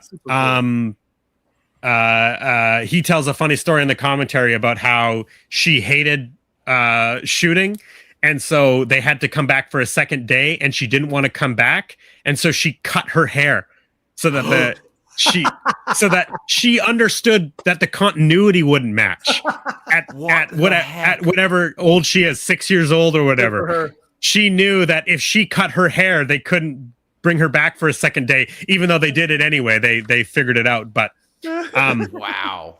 Oh, that reminds me. Okay, one of the other interesting things about the Love Conquers All Sid Sheinberg cut is he uses alternate versions of scenes. Oh, so alternate takes? Yeah. Not even alternate takes, alternate versions. So that particular scene, when Sam comes upstairs and finds out that it's Jack who's in charge of Jill's case, he finds out that Jack is the one who tortures people for information, killed Buttle, the scene where he goes over and he plays with his daughter Holly. That scene in the 94-minute Love Conquers All cut, Holly is not a part of that scene whatsoever. It's the same scene where Sam comes in and all that information is put out. But no daughter. But there's no daughter. Huh. And Gilliam in the commentary talks about how that was a scene that in his mind wasn't working because he was trying to show through photos on Jack's desk that he was a loving family man, that just does his job, right? His job happens to be torturing people, causing pain, and ultimately, death. But he has such a separation of work and home life, a la Severance, actually. The Severance, the good German, basically. Too. And in Gilliam's mind, that wasn't being conveyed with the way that they had originally shot it. And so then they brought his daughter in to be playing with her toys. And then Michael Palin comes over and plays with his daughter. And even though he keeps calling her the wrong name, you can see in that moment that he is like a loving father, right? So it's the juxtaposition of the horrors that he's doing with him being a loving father playing with his daughter at work. So the interesting thing is that the Sid Sheinberg Love Conquers All, they use the original version of that scene that in Gilliam's mind wasn't working. So it's a completely different scene. There was a couple others. I can't remember. The idea that like even good people are part of this bad system. Like that's, exactly. I like that portrayal. Yeah, it's kind of important. Yeah. Huh. Well, and all of it is like nobody takes blame for the mistakes because mistakes don't get made, right? Jack, in his mind, is doing his job, and he didn't make a mistake in killing Buttle because of the heart condition. Somebody else made the mistake. Somebody else made the mistake because the information was wrong on his acquisition form, right? Yep. Mr. Kurtzman, they don't make mistakes. It's somebody else's fault who sent the information down that doesn't match what information's in his computer. So then he ends up calling Sam, and that's when Sam wakes up and from the dream at home, right? So nobody is taking responsibility for any of the mistakes in this world. It's always somebody else's fault. Right. It's a hot potato. It's a hot potato because if they are the one who make the mistake, that's where the consequences are going to fall. So exactly, and they just pass it on to the next person. Exactly, a hot potato. Sounds very familiar. So that's the other thing I did notice, that a lot of this felt very timely, from 40 years ago. It feels very in the moment. We sort of briefly talked about the end, but after we go through all of the dream world, we get that superimposed Jack and Mr. Helpman come into the frame, and then the background sort of disappears and we're back in the cooling tower. So you keep calling it, that was a nuclear cooling tower, right? Is that really what they shot it in? Yes. Wow, that was a cool set. It's a real cooling tower. They had a big crane with lights shooting down through the top. The stage, the torture, the platform. Yeah, thank you. The platform was built on all of those little ribs. Those are 30 feet in the air, and this has one of the most iconic shots from Brazil, which is that big reverse tracking shot to show the scale of the tower. And then Jack comes into frame. Again, this is the big 14 millimeter wide lens. But if you guys notice, one of the cool things about this is they built the dolly track right into the set. Into the set. That's okay. So those two, right there. Yes, those two tracks that run up to the chair, those are the dolly tracks for the camera. But stuff like that is super cool because the world that they've built, it doesn't stick out as an equipment problem solving thing. It's just it's part of the world, but those two tracks are specifically there for the camera. This to me, it's actually 4 tracks because there'd be 2 wheels on each. There's the rounded.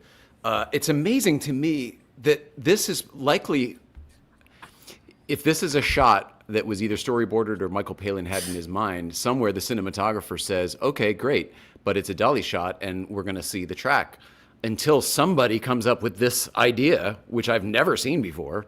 Yeah. This is wild. Well, totally cool. Yep. This whole sequence was sort of brought together after they found the cooling tower.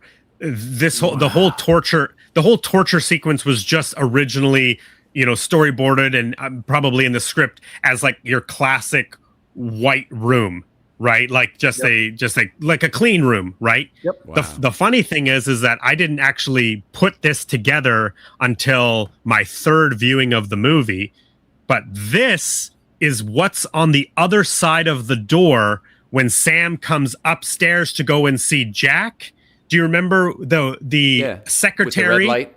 Yep. Yes. Yeah, the secretary says, yeah, he's ready for you just through there. And then Sam goes straight and she says, no, to your left, right? And then he goes into Jack's office. Well, we learn that what's through that door straight ahead is this giant torture chamber, aka the cooling tower, which I think is just like a funny detail that this giant room is part of that office the big building that Sam works in now. Yeah, because when they bust out of there, she's transcribing everything that's going on in the torture room. Exactly. Yeah, right. Yeah. Which is again so another funny bit. The first time when she was transcribing, I thought it was sex noises, and then the second time it was very clearly torture noises. Did anyone else? Oh, so we were supposed to believe that, or think that, or be misdirected? I didn't think it was sex stuff at all. Oh, you didn't? Okay. Do you remember what she was writing the first time? I don't know what made me think I've never thought the sex noises, but it's hard for me because especially these last three viewings, I knew that it was the torture noises. Gotcha. So I can't. It's hard for me to remember what I thought the first time I watched Brazil. This is so fascinating to me that this is a real one, and cool. It looks like if they're 30 feet above the screens, these things are. All the nuclear happenings are down below in the ground, right? And this is just the escape hatch, basically. So there's the whole screen floor, which looks like that's 30 feet below. So then it's even further below that. Probably, yeah. Do we know where they shot this? This is insane. This is I think it's called the Creighton cooling tower. This is all over. This is over. Yes, this is all in England. The whole film was shot in England. And then all of the friends that dropped down with Tuttle, those were all special forces people, and they really did that. They really dropped the entire length of that cooling tower onto all of those little ribs with all the spotlights going. Yep. Yeah, it was so. It's so cool. So good. Mm-hmm. Let me see. I think we hit all of my favorite shots. What is this one here? Oh, this is a cool shot. So this is the dream sequence. So the samurai, which we haven't really talked about. The samurai is a performer in a full costume, an adult. Now, the reason I say that is because this is actually a forced perspective shot. Because the Sam that we see down at the end of this hallway is actually played by a young man, a child.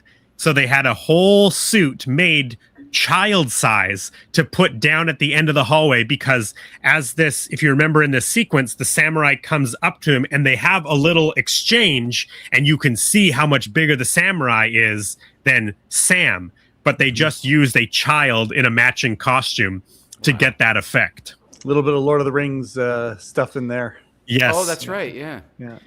It's also cool to know it was a golf cart. Instead of the DeLorean, it was a golf cart. It's supposed to look further away. Oh, cool. Love that.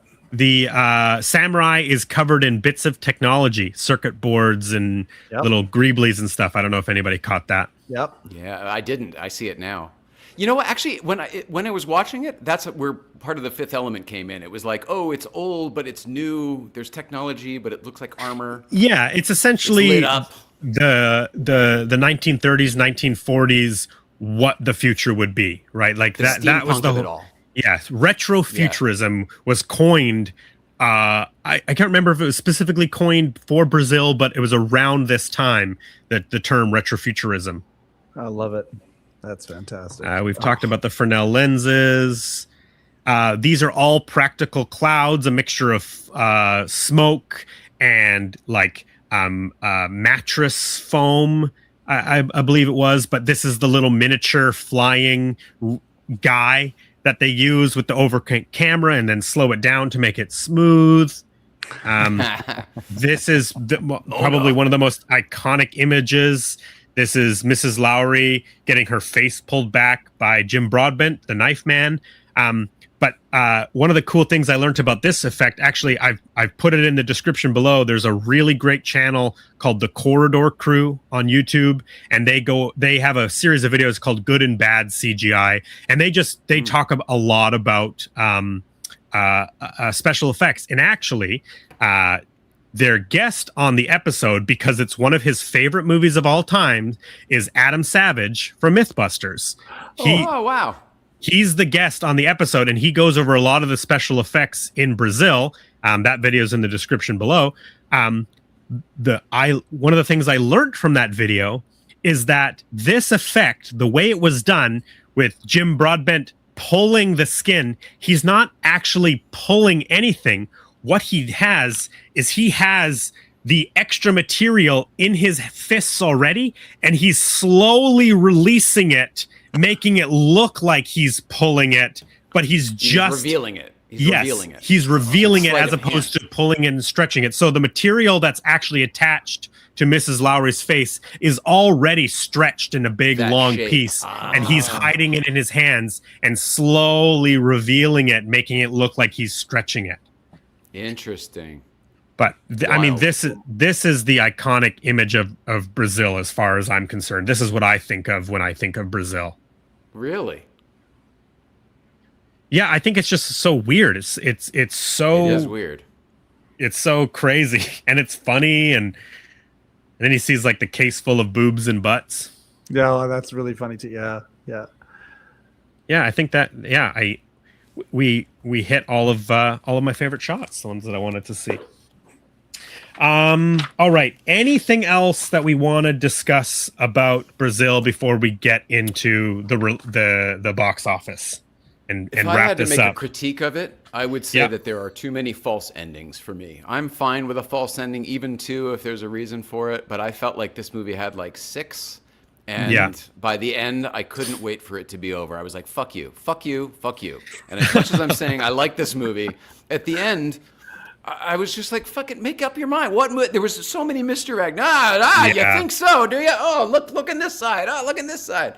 Felt like a magician, like who, maybe fireworks, and it was like the grand finale or something like that. I don't know. It just but it had 3 grand finales. Yeah. You're like, wrap it up. I got to get to my car. The parking lot's going to be bonkers. At one point, it seemed like, okay, there's this, they're living away in their little trailer off the grid, right? And I was like, oh, okay, the moral here is like, get out of the system, go live off the grid. But then that was a false ending too. And then we're back in the goddamn chair and the torture. And I don't know. I think you were right, Brandon, about how it lost you a couple times at the end. I think that's where it is for me too. Yeah, and I think that was always what I initially was up against every single time. I was trying to remember how many times I've seen Brazil. I think it's maybe 5 times now with the 3. So I think maybe twice before I had been like, oh, I got to check out this Brazil. Like, I know about Brazil as a lover of film. Got to check it out. I was like, okay, I see what's great. It's not really clicking for me. Years go by. I go, what's wrong with me? I need to find out why Brazil is amazing as it is. Try it again. And I go, it's the same thing. I'm just not getting it. Then we do it for this show. I watch it 3 times in a row, and it's like, okay, I get it. But as we were saying, it's just that repetitive viewing where things sort of lock in, click. I'm remembering where the end of the movie is when the beginning of the movie, and it's just kind of, it's working on me now, right? It sounds like Stockholm syndrome. Yeah, exactly. I'm stuck. You're stuck for 3 days. Yeah, stuck for 3 days. I have to in deal Brazil. With this. I may as well like it. Yeah. Yeah. I think the only other thing I wrote, it's a Christmas movie, a messy Christmas double feature with Eyes Wide Shut. I wrote lots of miniatures. Shut. Me too. Here's what I wrote. I wrote first hour world building phase. It's fun, but it does start to drag near the end. And then I wrote, not a fan of the wide lens. And that was just more, I was just realizing, like, I don't really like a lot of wide lens, but because I think it's one of those things that's like a lens flare, or when crud gets put on the camera lens, I go like, oh yeah, I'm watching a movie, right? Like I'm not out of it. I'm not in the world exactly. I'm like aware of the filmmaking. How big a screen did you watch your 4K release on? I have a 50-inch TV. I was watching this today on an 86-inch fucking television, which is too big for a television. But all of those wide lenses, I think, are one of the things I liked about it, because it allowed me to experience more of what I liked about the movie, which was the production design and cinematography and filmmaking. Yeah, so I agree with you, but it worked for me. I think there is wide shots and wide lenses that definitely work in this movie. I think my note was I was thinking about, like I had mentioned, Yorgos Lanthimos and more of the fisheye super wide. When the world starts to get round, that's really what I don't like. Gotcha. And it's more just I'm aware I'm watching a movie, and I don't really like that a lot of the time. I know what you mean. It's the elves in Christmas Story. You'll shoot your eye out. The way it's just in your face. Yeah, I get you. Yeah. And like that is an example of like it kind of makes sense. Like I understand why they're choosing that lens for what they're doing to Ralphie in that moment, and like the it's like disorienting nature. Yes, exactly. It's like when a filmmaker chooses to go handheld, right? Like it's a specific choice to go from a lockdown tripod or a dolly shot to all of a sudden now we're handheld. Like you're feeling the chaos of the moment, you're feeling the tension, the pressure, like something is different, it's a different energy. And it's kind of the same thing with a lens. Then it's a tool. Then it's a storytelling tool, right? Yes. Right. Whereas if you're using too much wide lens, it's no longer a tool and doesn't have, it's like too many close-ups or technique. Right, yeah, when interesting. I hate when a movie like doesn't let a scene, like, it's just like it's a close up. They're cutting between dialogue. Like I want to see a master. I want to see a wide shot. I want to see actors acting. I don't want to see over the shoulder. Like it bothers me. I like to see the world, but not too wide. I like to see a wide shot, but not too wide. Yeah. I gotcha. Yeah. Okay. So, Mike, are we giving this movie a fair shot? You like this one coming in? 100%. Okay, yeah. 100% you are. Both of you can see why it's considered, if you want to call it a cult classic or it got the Criterion treatment for a reason, and both of you understand why it's gotten that for sure. Like whether or not it attaches to you or not, I mean, but I think you're giving it a fair shot. Absolutely. Good. Absolutely. Thanks. Yeah. Thank you. I appreciate that. All right. So a blockbuster year, nothing if not fair. Brazil is released in North America December 20th, 1985. It opens up in one theater, debuting at number 23. It is not until February 14th, 1986 that at its peak is playing in 173 theaters. Wow. And now it's jumped up to number 16 at the box office. Was it seven weeks later? So it lingered for 7 weeks before? Basically, yeah. Going from one theater to 3 theaters to 7 theaters to 9 theaters. So terrible rollout.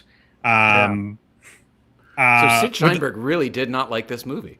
No, he did not want to have anything to do with it. He died in 2019, by the way. Oh, okay. Thanks, Thank Mike. You for that. Yeah. Lou Wasserman's dead too, right? Because his building's over there. I figured they wouldn't name the building after him unless he was dead. One would think, but I didn't look that one up. Okay, sorry. They were the executives at the same time. It was Sid Sheinberg and Lou Wasserman who ran Universal Studios. Brazil had a budget of $15 million and came in under budget. Wow. But shooting was 9 months long, so I believe it was a 22-week shoot originally scheduled. Went for 9 months, but still came in under budget. Ended up making only $9.9 million at the box office, played for 18 weeks. But as Mike just said, it has become a bit of a cult classic, a definitely worthy of discussion. The whole, like, watching it for the third time, all I could think was like, God, I have to see this movie in a theater. Like, I have to be with an audience. I want to see it big and loud in a dark room. On this show, Mike, we turn to our friends Siskel and Ebert, and they reviewed Brazil. Do either of you guys want to take a guess at what they thought of Brazil? I'm going one thumb up, one thumb down. I'm saying the same thing, but who do you think is who? Yeah, that's my next question. I think Ebert gives it the thumb up, and I think Siskel gives it the thumbs down. This would be my gut as well. I have been wrong before, but this would be my gut as well because this seems like the kind of movie that Ebert would like. Okay, well, the final verdict was 2 thumbs down from Siskel and Ebert. Oh, there you go. Ebert actually despised this movie. Oh, no way. Yes, bummer. he was a very staunch thumbs down. Siskel, well, you know what? That makes sense actually because he's such a story guy, and I feel like he probably the whole time is thinking about how he would rewrite this. Oh yeah, he's a screenwriter, right? Yes, like it's exactly. Yes. That's a really good point. That's exactly why he didn't like it, because that's where the problems lie in this film. So Siskel and Ebert, 2 thumbs down. Ebert said it was confused and and under satisfying, and it was hard work for the audience to follow. Agreed. He's not wrong. they both saw it twice because they make a point in saying, like, we saw this film like a year ago. So obviously some sort of critic screening, they saw it, and then they saw it again upon its actual theatrical release in December to review it for the show. And so Siskel, he says he didn't like it the first time, but the second time he started to admire it. Okay. Although he said that the film basically has one idea about society being overwhelmed by technology. And I wrote this down because this is his quote, is that the one idea of being overwhelmed by technology is beautifully beat to death. So he's embracing the fact that the movie is beautiful and there's greatness of it, but it's the one idea he thinks is beating it to death. And Siskel's big idea for the movie is remove all of the dream sequences. He says you don't need any of it. I kind of agree with him. Yeah, I could see that. Because that might be the 15 minutes we could lose. I like the suit. I like the effects. I don't know if it actually provides us with anything other than him seeing Jill on that TV monitor in the lobby and going, that's the woman from my dreams, right? It really only provides drive for the character to find out who that woman is. Can we not figure out another way, story-wise, to get him to go after Jill, right? But it's a radical idea. Obviously, Gilliam would strangle Siskel for saying something like that. Sure. Yeah. But when he said it, I was like, you know what? That might be what brings the runtime down. Those were my least favorite. It makes it more accessible. There's no question about it. It makes it more conventional, but I don't think Terry Gilliam's that guy.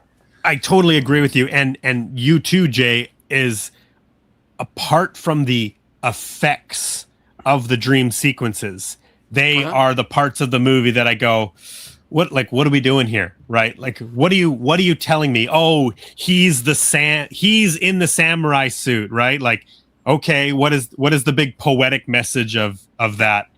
Did you ever find it? Because I kept thinking there was going to be one, and then I felt like unresolved. Here's what Gilliam says on the commentary.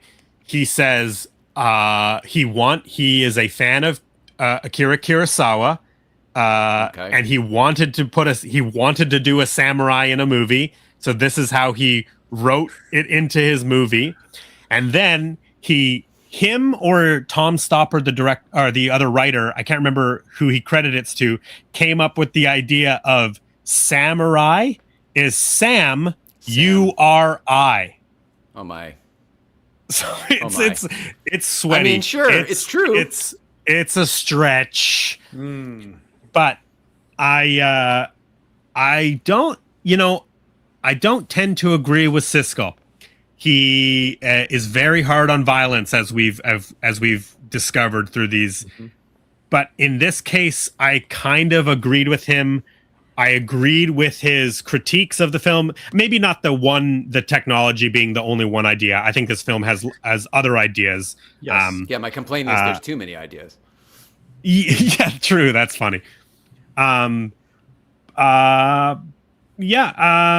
up, as we talked about, nominated for 2 Oscars. Best screenplay, best art direction, did not win either of them. That surprises me. Seems like art. I can't think of a movie. Oh, what won Out of Africa? Because it was so beautiful. Okay. I have that right here. Give me 1 second. 85. So here is the best art direction. Was Out of Africa, and best original screenplay was Witness, which I haven't seen, and we will cover on this. It's on the show. Yeah, I'm looking forward to it. I've never seen it either, Brandon. Well, actually, you guys have never seen Witness? Never seen Witness, and I just bought the 4K today because there was a sale. There was a sale at my Canadian movie website, Unobstructed View. There was an April Fool's Day Kino Lorber and Arrow Video sale today, so I bought the Witness 4K for our eventual episode. Fantastic. Looking forward to it. Sweet. It's a great movie. I've heard a lot of great things about it. Now,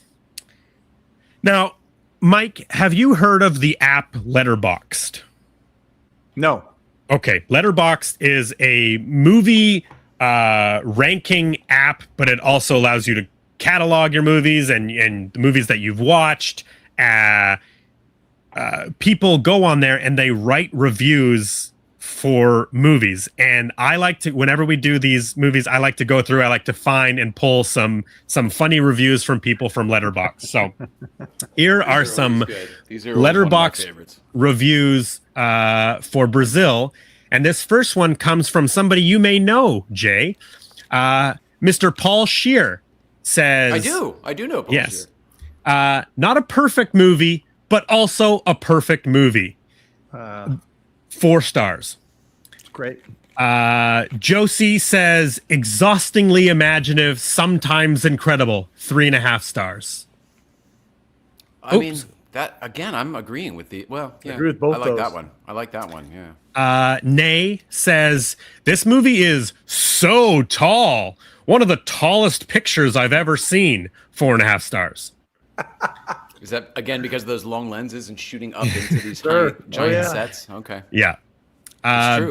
Big Eared Bandit says, "Oh, I get it. It's called Brazil because oh wait, never mind. I don't get it. 4 stars." Nope. It wasn't until you told me today that was the only reason, because of the song. I learned that during my research. I've never even really thought about it, but I really thought this was taking place in South America till tonight. Yeah, and I'm sure some tons other of people future do. where they're speaking English. You know what I mean? Like, who cares? I threw it all out. I just assumed, okay. Yeah, it's I feel pretty stupid right now. I'll admit that. One of the things that, like, if you think about it too hard, it doesn't really make sense. It's just like an idea because he liked the song and wanted to use the song. Yep. It really has no other connection than that. Yeah, but that's you putting the David Lynch filter on it, going, "Ooh, I don't need an answer. I'm still in the. It would be nice." Yeah, give me something. Back in the day, we all knew it was because of the song. Okay. Oh, you did? Okay. Oh, so we knew it. Yeah, then. like when we were sitting on the couch watching it, we say, "Oh no, the song's called Brazil." The thing that they keep humming, but that's Brazil. The first time, like back in the day, like with my the first time you ever saw it, you knew that already. Oh, okay. Yeah. Interesting. I only knew that song from Paul buds Schaefer and the band. Yeah. You know what I mean? I didn't realize that it was a real song from a real movie. Yeah. Okay. Patrick says, Seeing this at an early age led me to believe that the future would have way more ducks. That's weird. And the last one here, Mike says, not everything works, but this crazy gonzo free D-plot extravaganza of a movie really is something special. Repeated viewings are mandatory. 3.5 stars. And if I can leave anybody with anything this episode, is repeated viewings of Brazil does work. So the last thing we have to do here, Mike, is we have to give our own rating out of 5 stars. I'm happy to go first, unless you want to go first, Jay. Don't care. Okay. Well, I'll go first then. So, as I'd mentioned, I came into this going like, well, I'm glad somebody picked Brazil because this could be a tough one. It's forcing us to do it. We could be shitting on this the whole time because before I watched it 3 times in a row, I knew that it was going to be a tough one. Now, I even actually, I don't do this on the show a lot, but I'm going to pull up my own Letterboxd review because this is my Letterboxd review for the first time watching it for this show. This is how you should answer every time. I'm just realizing that you should read your review and then give us your rating. No, go ahead. People want to read my reviews. They can follow me on Letterboxd. It's Brandon Mindell. It's just my name. So this is my first Letterboxd review for the first time watching the director's cut. I said, do I understand this film? No. Do I understand what is happening plot-wise? Yes. Do I watch it every few years? Yes. Do I think it's well made? Yes. Do I want to love this film? Yes. Did I finally get this film this viewing? No.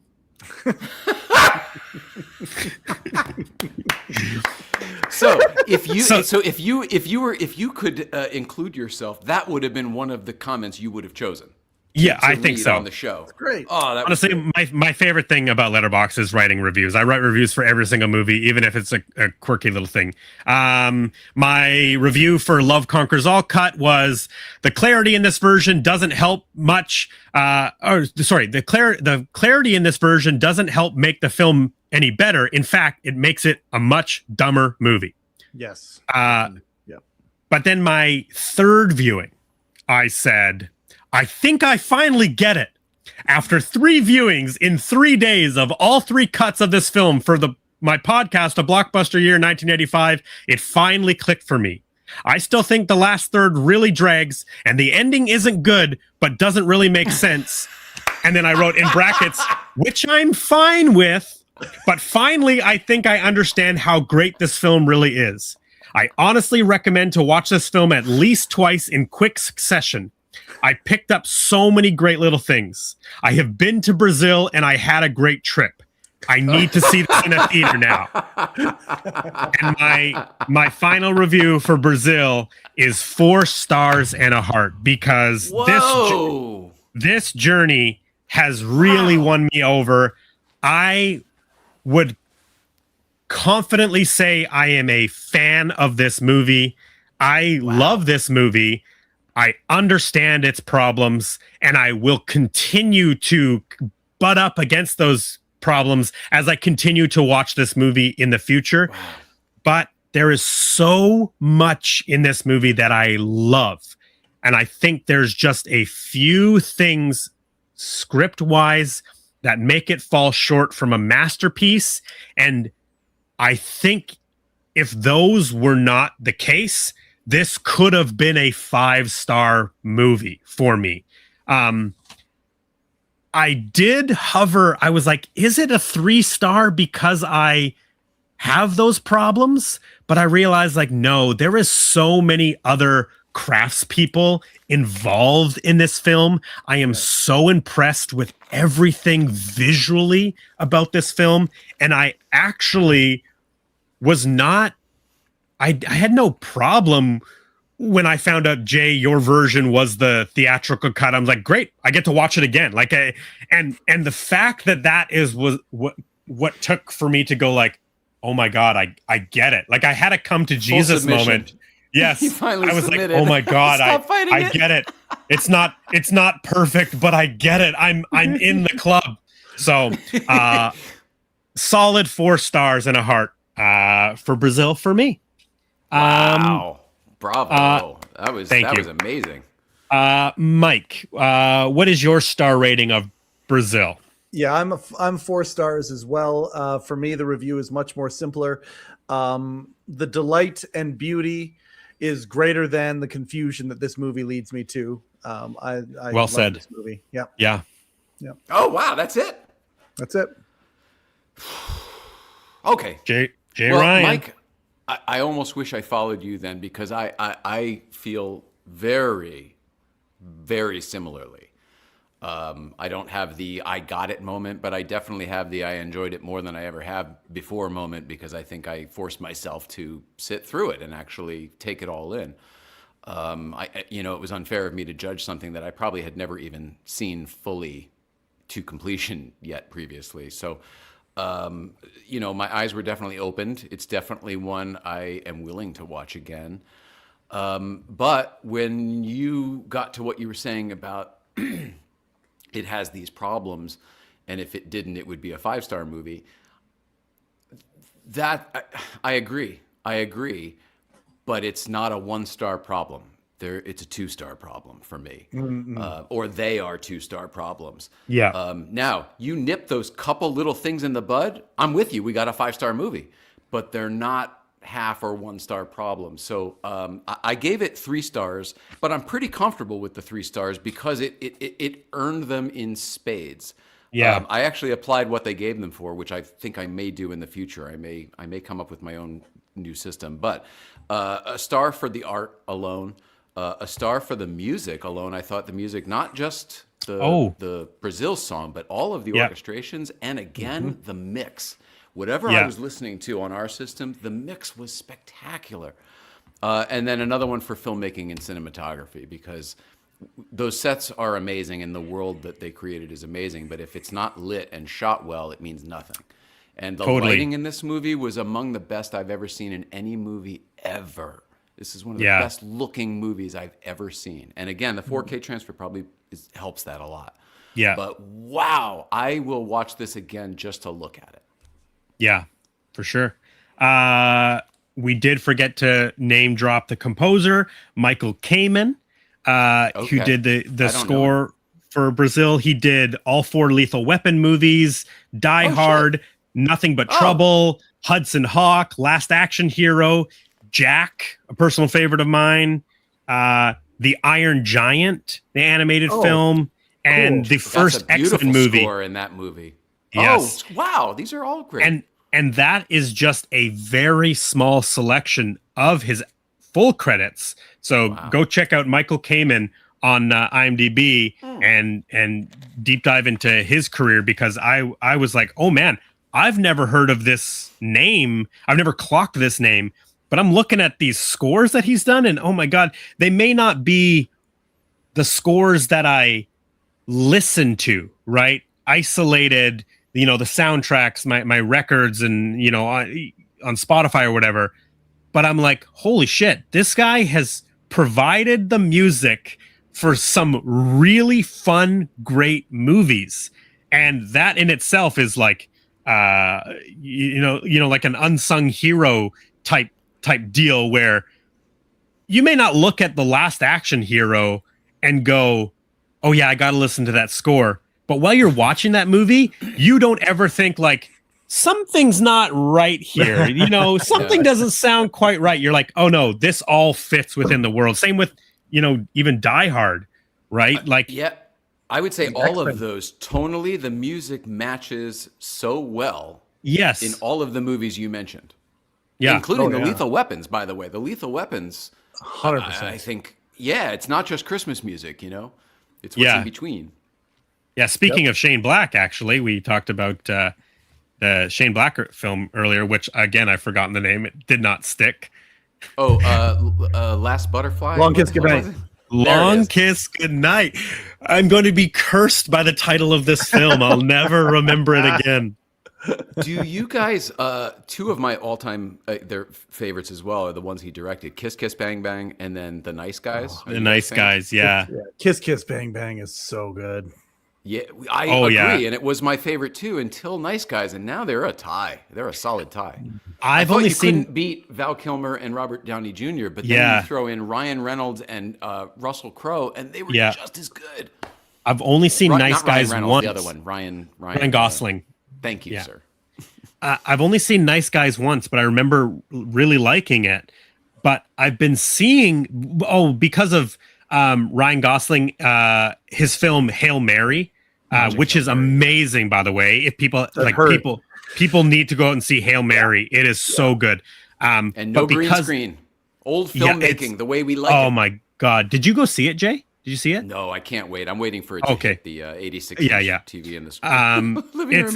It's a wonderfully fun, cool, great movie.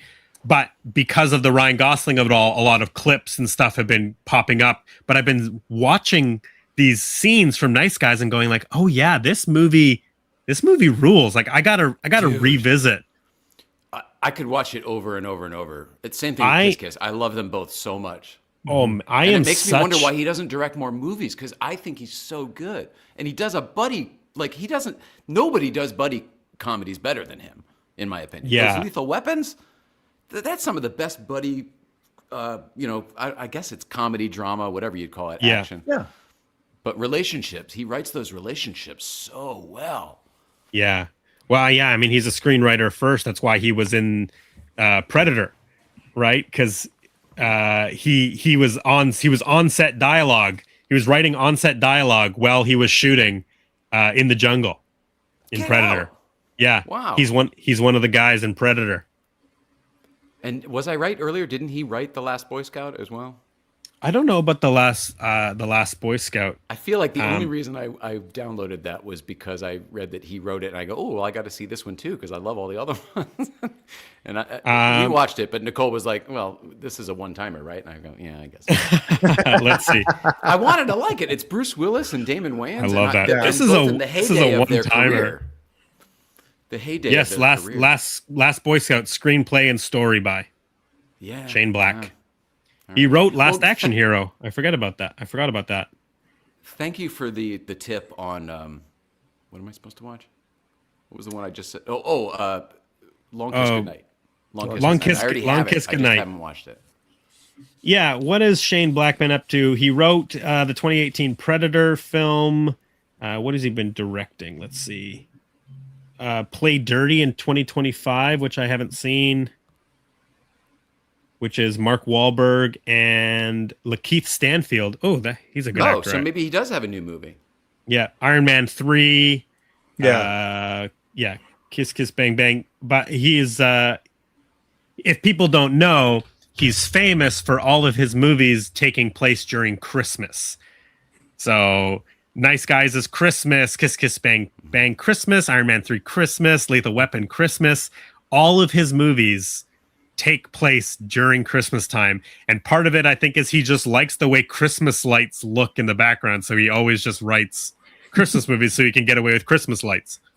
I can't believe I've never noticed that. Yes, Nice Guys Christmas too? Kiss Kiss is definitely Christmas. Nice Guys is Christmas.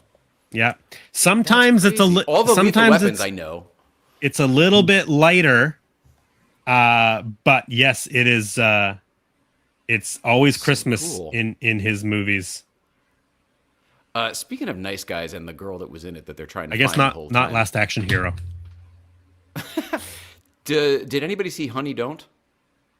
I haven't seen it. That's one of the Coen brothers, I believe. Sir, exactly. Ethan Coen or Joel Coen, I can't remember. I believe it's Ethan.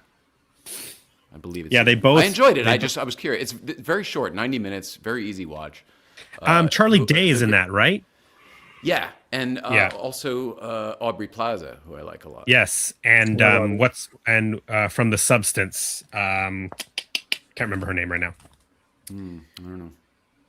She's Honey Don't. She's the lead actress.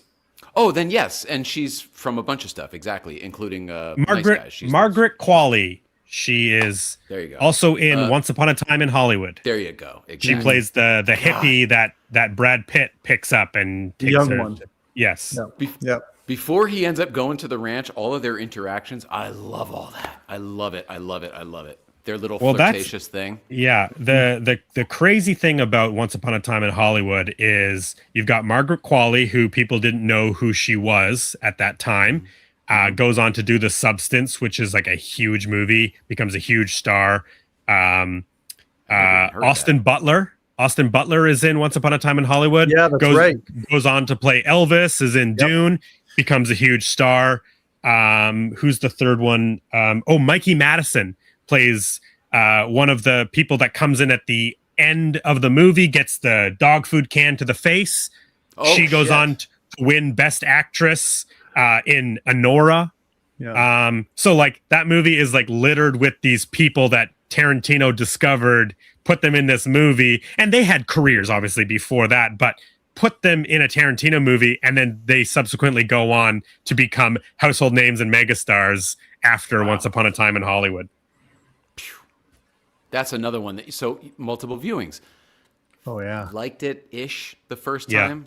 Second time, that's another one. The moment it was over, I go, I got to stay in this world for a little longer, and I started it over again, even though it's I think two and a half hours long or whatever. If I'm not mistaken, masterpiece.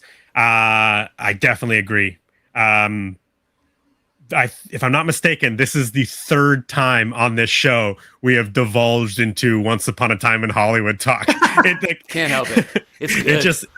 It comes in. It's a what about the new movie, one? Right? Man. The new one's coming out soon. I haven't.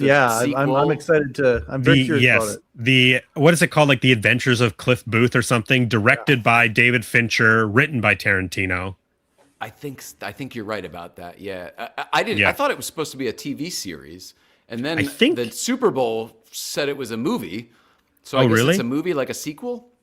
Yeah, I wonder if it'll be. Yeah, I don't know. All I know is that David Fincher of Zodiac and Social Network, Fight Club. Yeah. One of my absolute favorite directors. Love the man. Love the movies. So I mean. I'm going to see it in whatever form it is. I'll be there.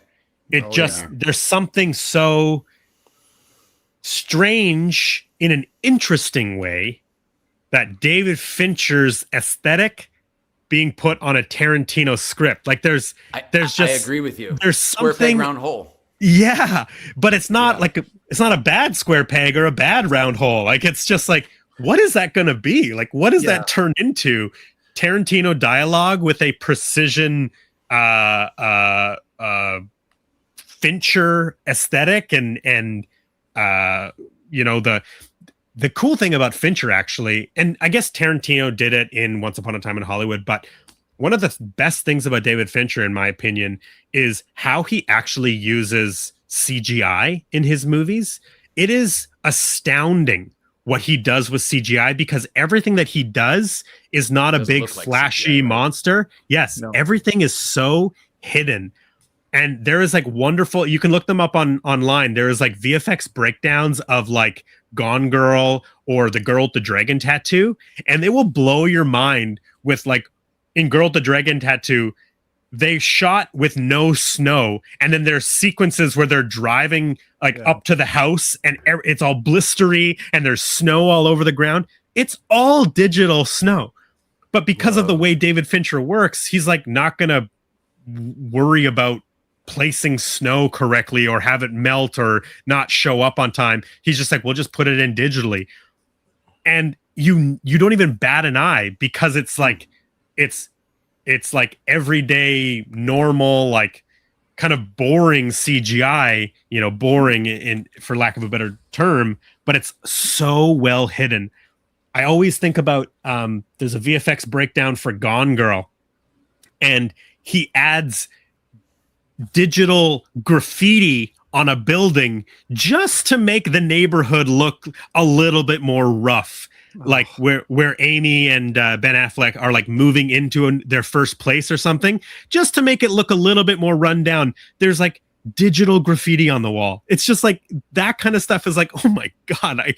that's what CGI is like so useful for. Oh, right? I agree with this. Yes. And nothing else. Stop blowing up the whole episode. That's the only thing you agree with. Stop. No. I meant. Oh, sorry. I meant no. It's only no. I'm that. I'm joking. I'm joking. Oh, thank goodness. Okay. I you know what, in the 90s, when there were so many collaborations with Tarantino, and most of them accidental, you think about Tony Scott doing True Romance, you think about Oliver Stone doing Natural Born Killers, the stuff he did with Robert Rodriguez together, Dusk Till Dawn, and that's something that I've wanted, like since Tarantino became Tarantino after all of that. Forgot about all that. Yeah, you don't see the collaboration as much, and so I believe that when he did the novel of Once Upon a Time, that's where Cliff's stuff got expanded, and there was a whole thing, and they were wondering what true. I have heard that. Yeah, so it allowed space for this to occur. Yeah, in the canon of it all. Totally. And wow. And so the idea that Fincher is coming and doing this, because Quentin is very, very clear. One more movie, right? He's talking one more movie. Yes, that's exactly what I was going to talk about. Yeah, these are some of the ways that he can kind of stay in the game that a little bit, and these collaborations. I would love to see him and Rodriguez do something now that they've both matured so much. And I would love to see them. Yeah, you're exactly right, because that's what he said is he's going to make one more movie. Yeah. He's going to cap it at 10, but that doesn't mean that, because he already said he's going to keep writing, so he can keep writing Tarantino scripts and directors can make them, but he himself doesn't want to make any more movies. I completely forgot about the pre-Tarantino when he was writing scripts and selling them because he couldn't get a film made, right? Yep. In order for him to make Reservoir Dogs, he has to sell True Romance to Tony Scott to get the financing to be able to make his own movie. So you're right. That's exactly what he's doing now, mixed with his own personal goals of his 10 film career path. Yeah. It's so great. I just I hope he does that some more, because again, those collaborations were. I loved Natural Born Killers. I loved True Romance is in my top 5 of movies all time. I love True Romance so much. It was the wedding song my wife Renee walked down the aisle to "You're So Cool" from True Romance. Yes, the Hans Zimmer dun dun dun dun dun dun dun dun. Yep, that was Renee's aisle song. Yeah, that's fantastic.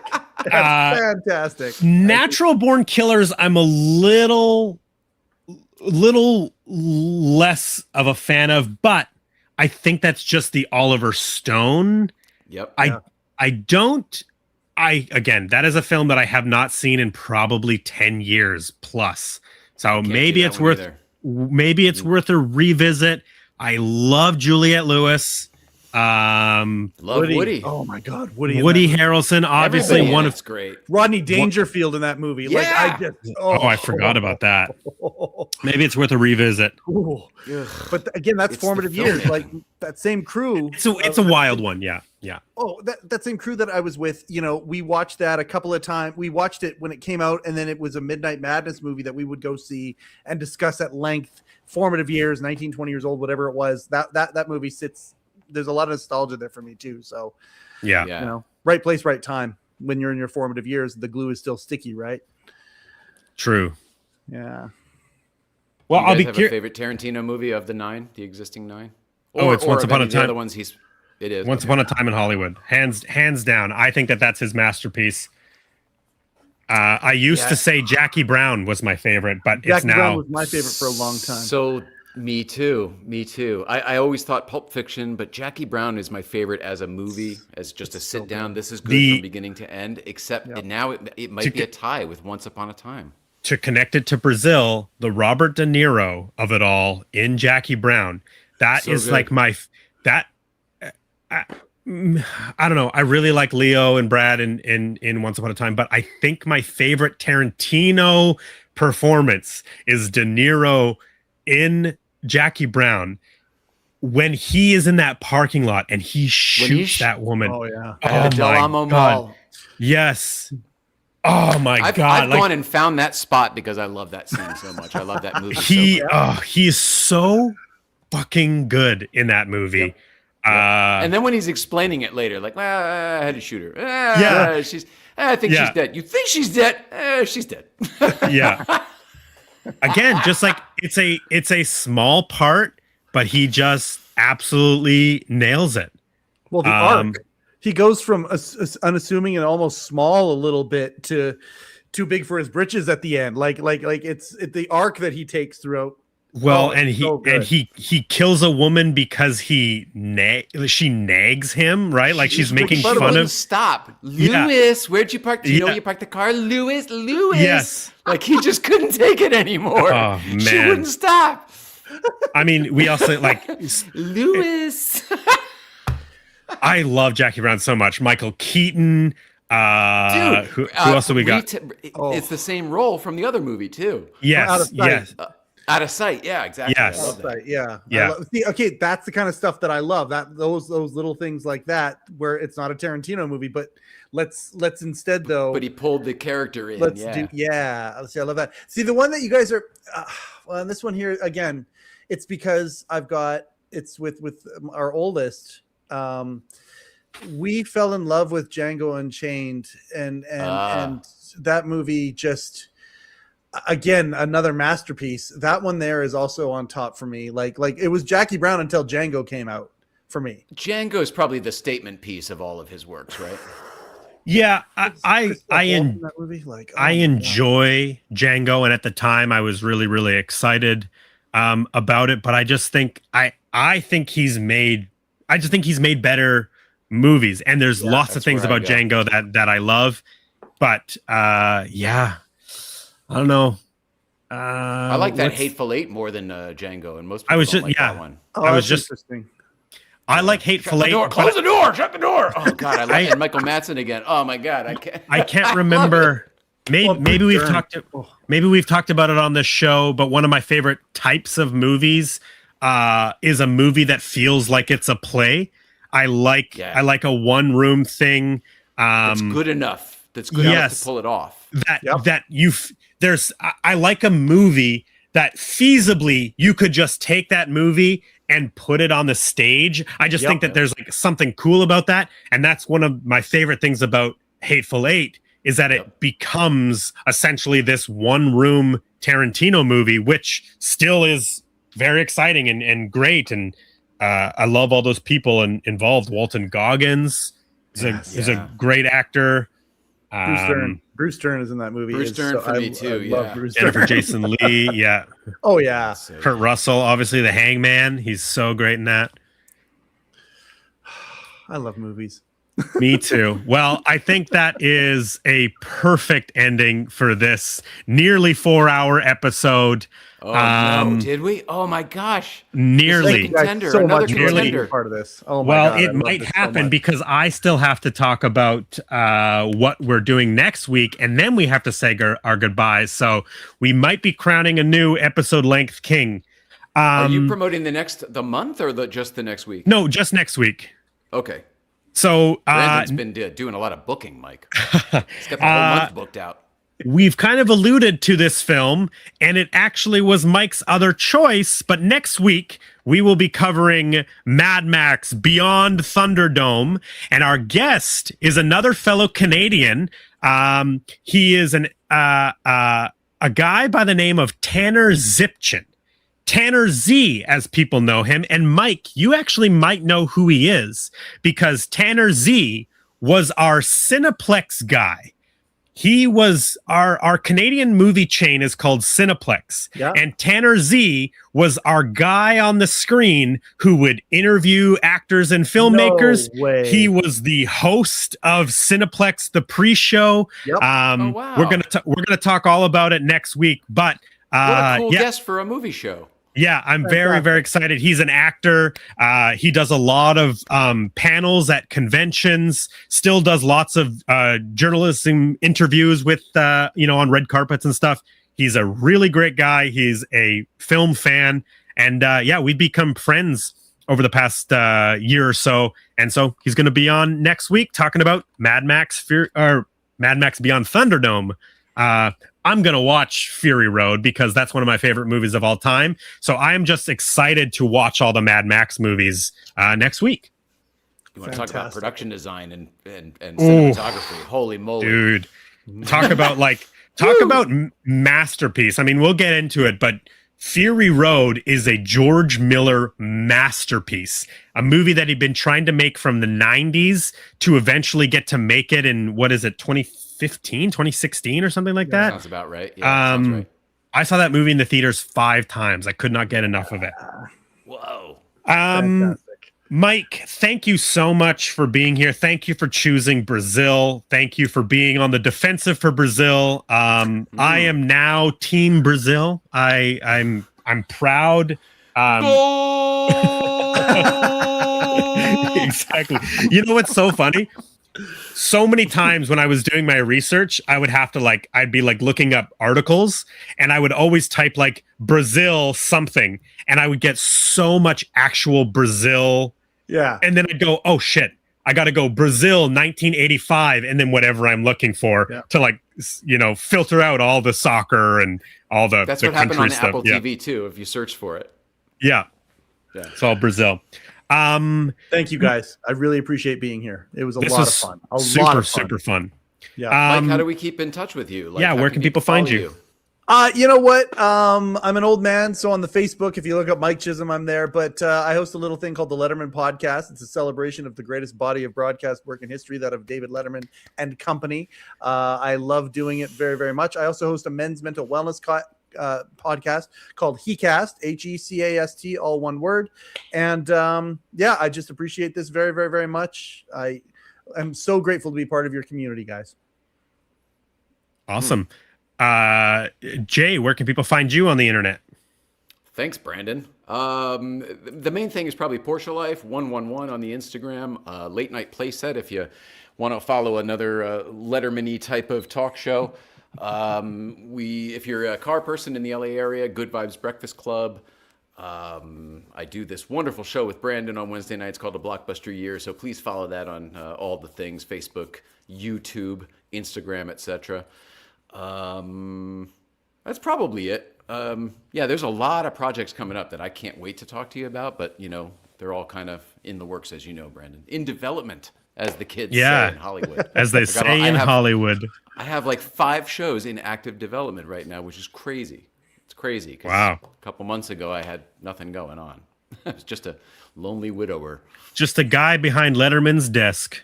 Yeah, that's right. That's one of the projects. That's kind of crazy too. I was talking to my in-laws, I guess you would call them, tonight, and just going down the list. And meanwhile, I'm still kind of woe is me, because I still don't feel like my new life has started yet. Yeah. But when I'm listening to all the things coming out of my mouth, I'm like, and this is going forward, and this is going forward, and this is still happening. In fact, it's going to get bigger. It sounded like there's something to live for again. So I appreciate you starting this podcast with me, Brandon, because we are 32 episodes in. I can't believe we're already 32 episodes. That's insane. It's established. It is established. It's a part of my life now. So me too, and it means a lot to me, and the friends I've made through it mean a lot to me, and your friendship means a lot to me, and that's kind of how my friendship with the other guy here who's a guest tonight started. So you're both very special to me, and tonight's episode was very special to me. So thanks. I'm not filibustering trying to get to 4 hours. I really mean all this stuff. I can't call it yet, but I'm pretty sure, Mike, you are going to be crowned the longest episode yet. Wow. Our friend Micah from World of Micah on YouTube has held the record for a number of weeks, but I think you will have beat him, and Mike is going to be pissed. Somebody was only a few seconds behind. Well, right? it was Robbie Retro was a few minutes. I think 16 seconds. He was 16 seconds short of Micah's record, but I'm almost confident now, Mike, you will have the crown. I will take it. I will not in any way diminish the title, and I will honor being the longest in the long form. It's crazy. This is great. I'm sorry, everybody. This show is too fucking long, but I love every second of it. Me too. Me too. I agree. And then at some point when we switch to a different year, Mike, you'll come back. Yes, damn right exactly. I will. I can't wait. Exactly. Yeah, we can't wait. You're a fantastic guest. Thanks, guys. Well. Oh, and wait, what about stand-up? Can people come see you do stand-up? Oh, I do. You know what? If you're at Dakota's, the open mic night is Thursday night. Dakota's in Kelowna, British Columbia, and there's always a robust lineup of stand-ups that are there at varying degrees of their careers or honing the craft. I enjoy doing it a lot, so thank you for that. Yes, Thursday nights at Dakota's in Kelowna, BC. Right on. Brandon, how do we keep up with you? Well, first and foremost, I'm going to throw this up here.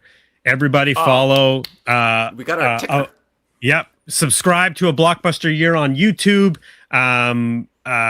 You can watch this episode over the course of 4 or 5 days. That's fine. You can parse it out. You can ration it. That's fine. If you're into movie cars, or you can watch Brazil 3 times. It's one or the other. Exactly. You'll get it. It'll click for you eventually. If you're into movie cars and prop building and replica type stuff, follow BC DeLorean.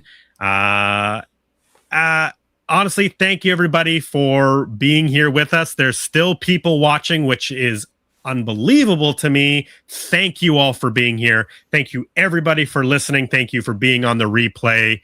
And I guess thank you, Terry Gilliam, for making a movie that is worth a 4-hour discussion. And Quentin Tarantino.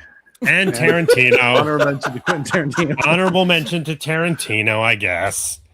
I love you, Mike. I love you, Brandon. I love everybody. Love you too, dude. Love. Thanks for much watching. love.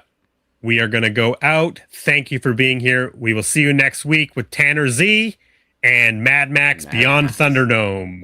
Tina.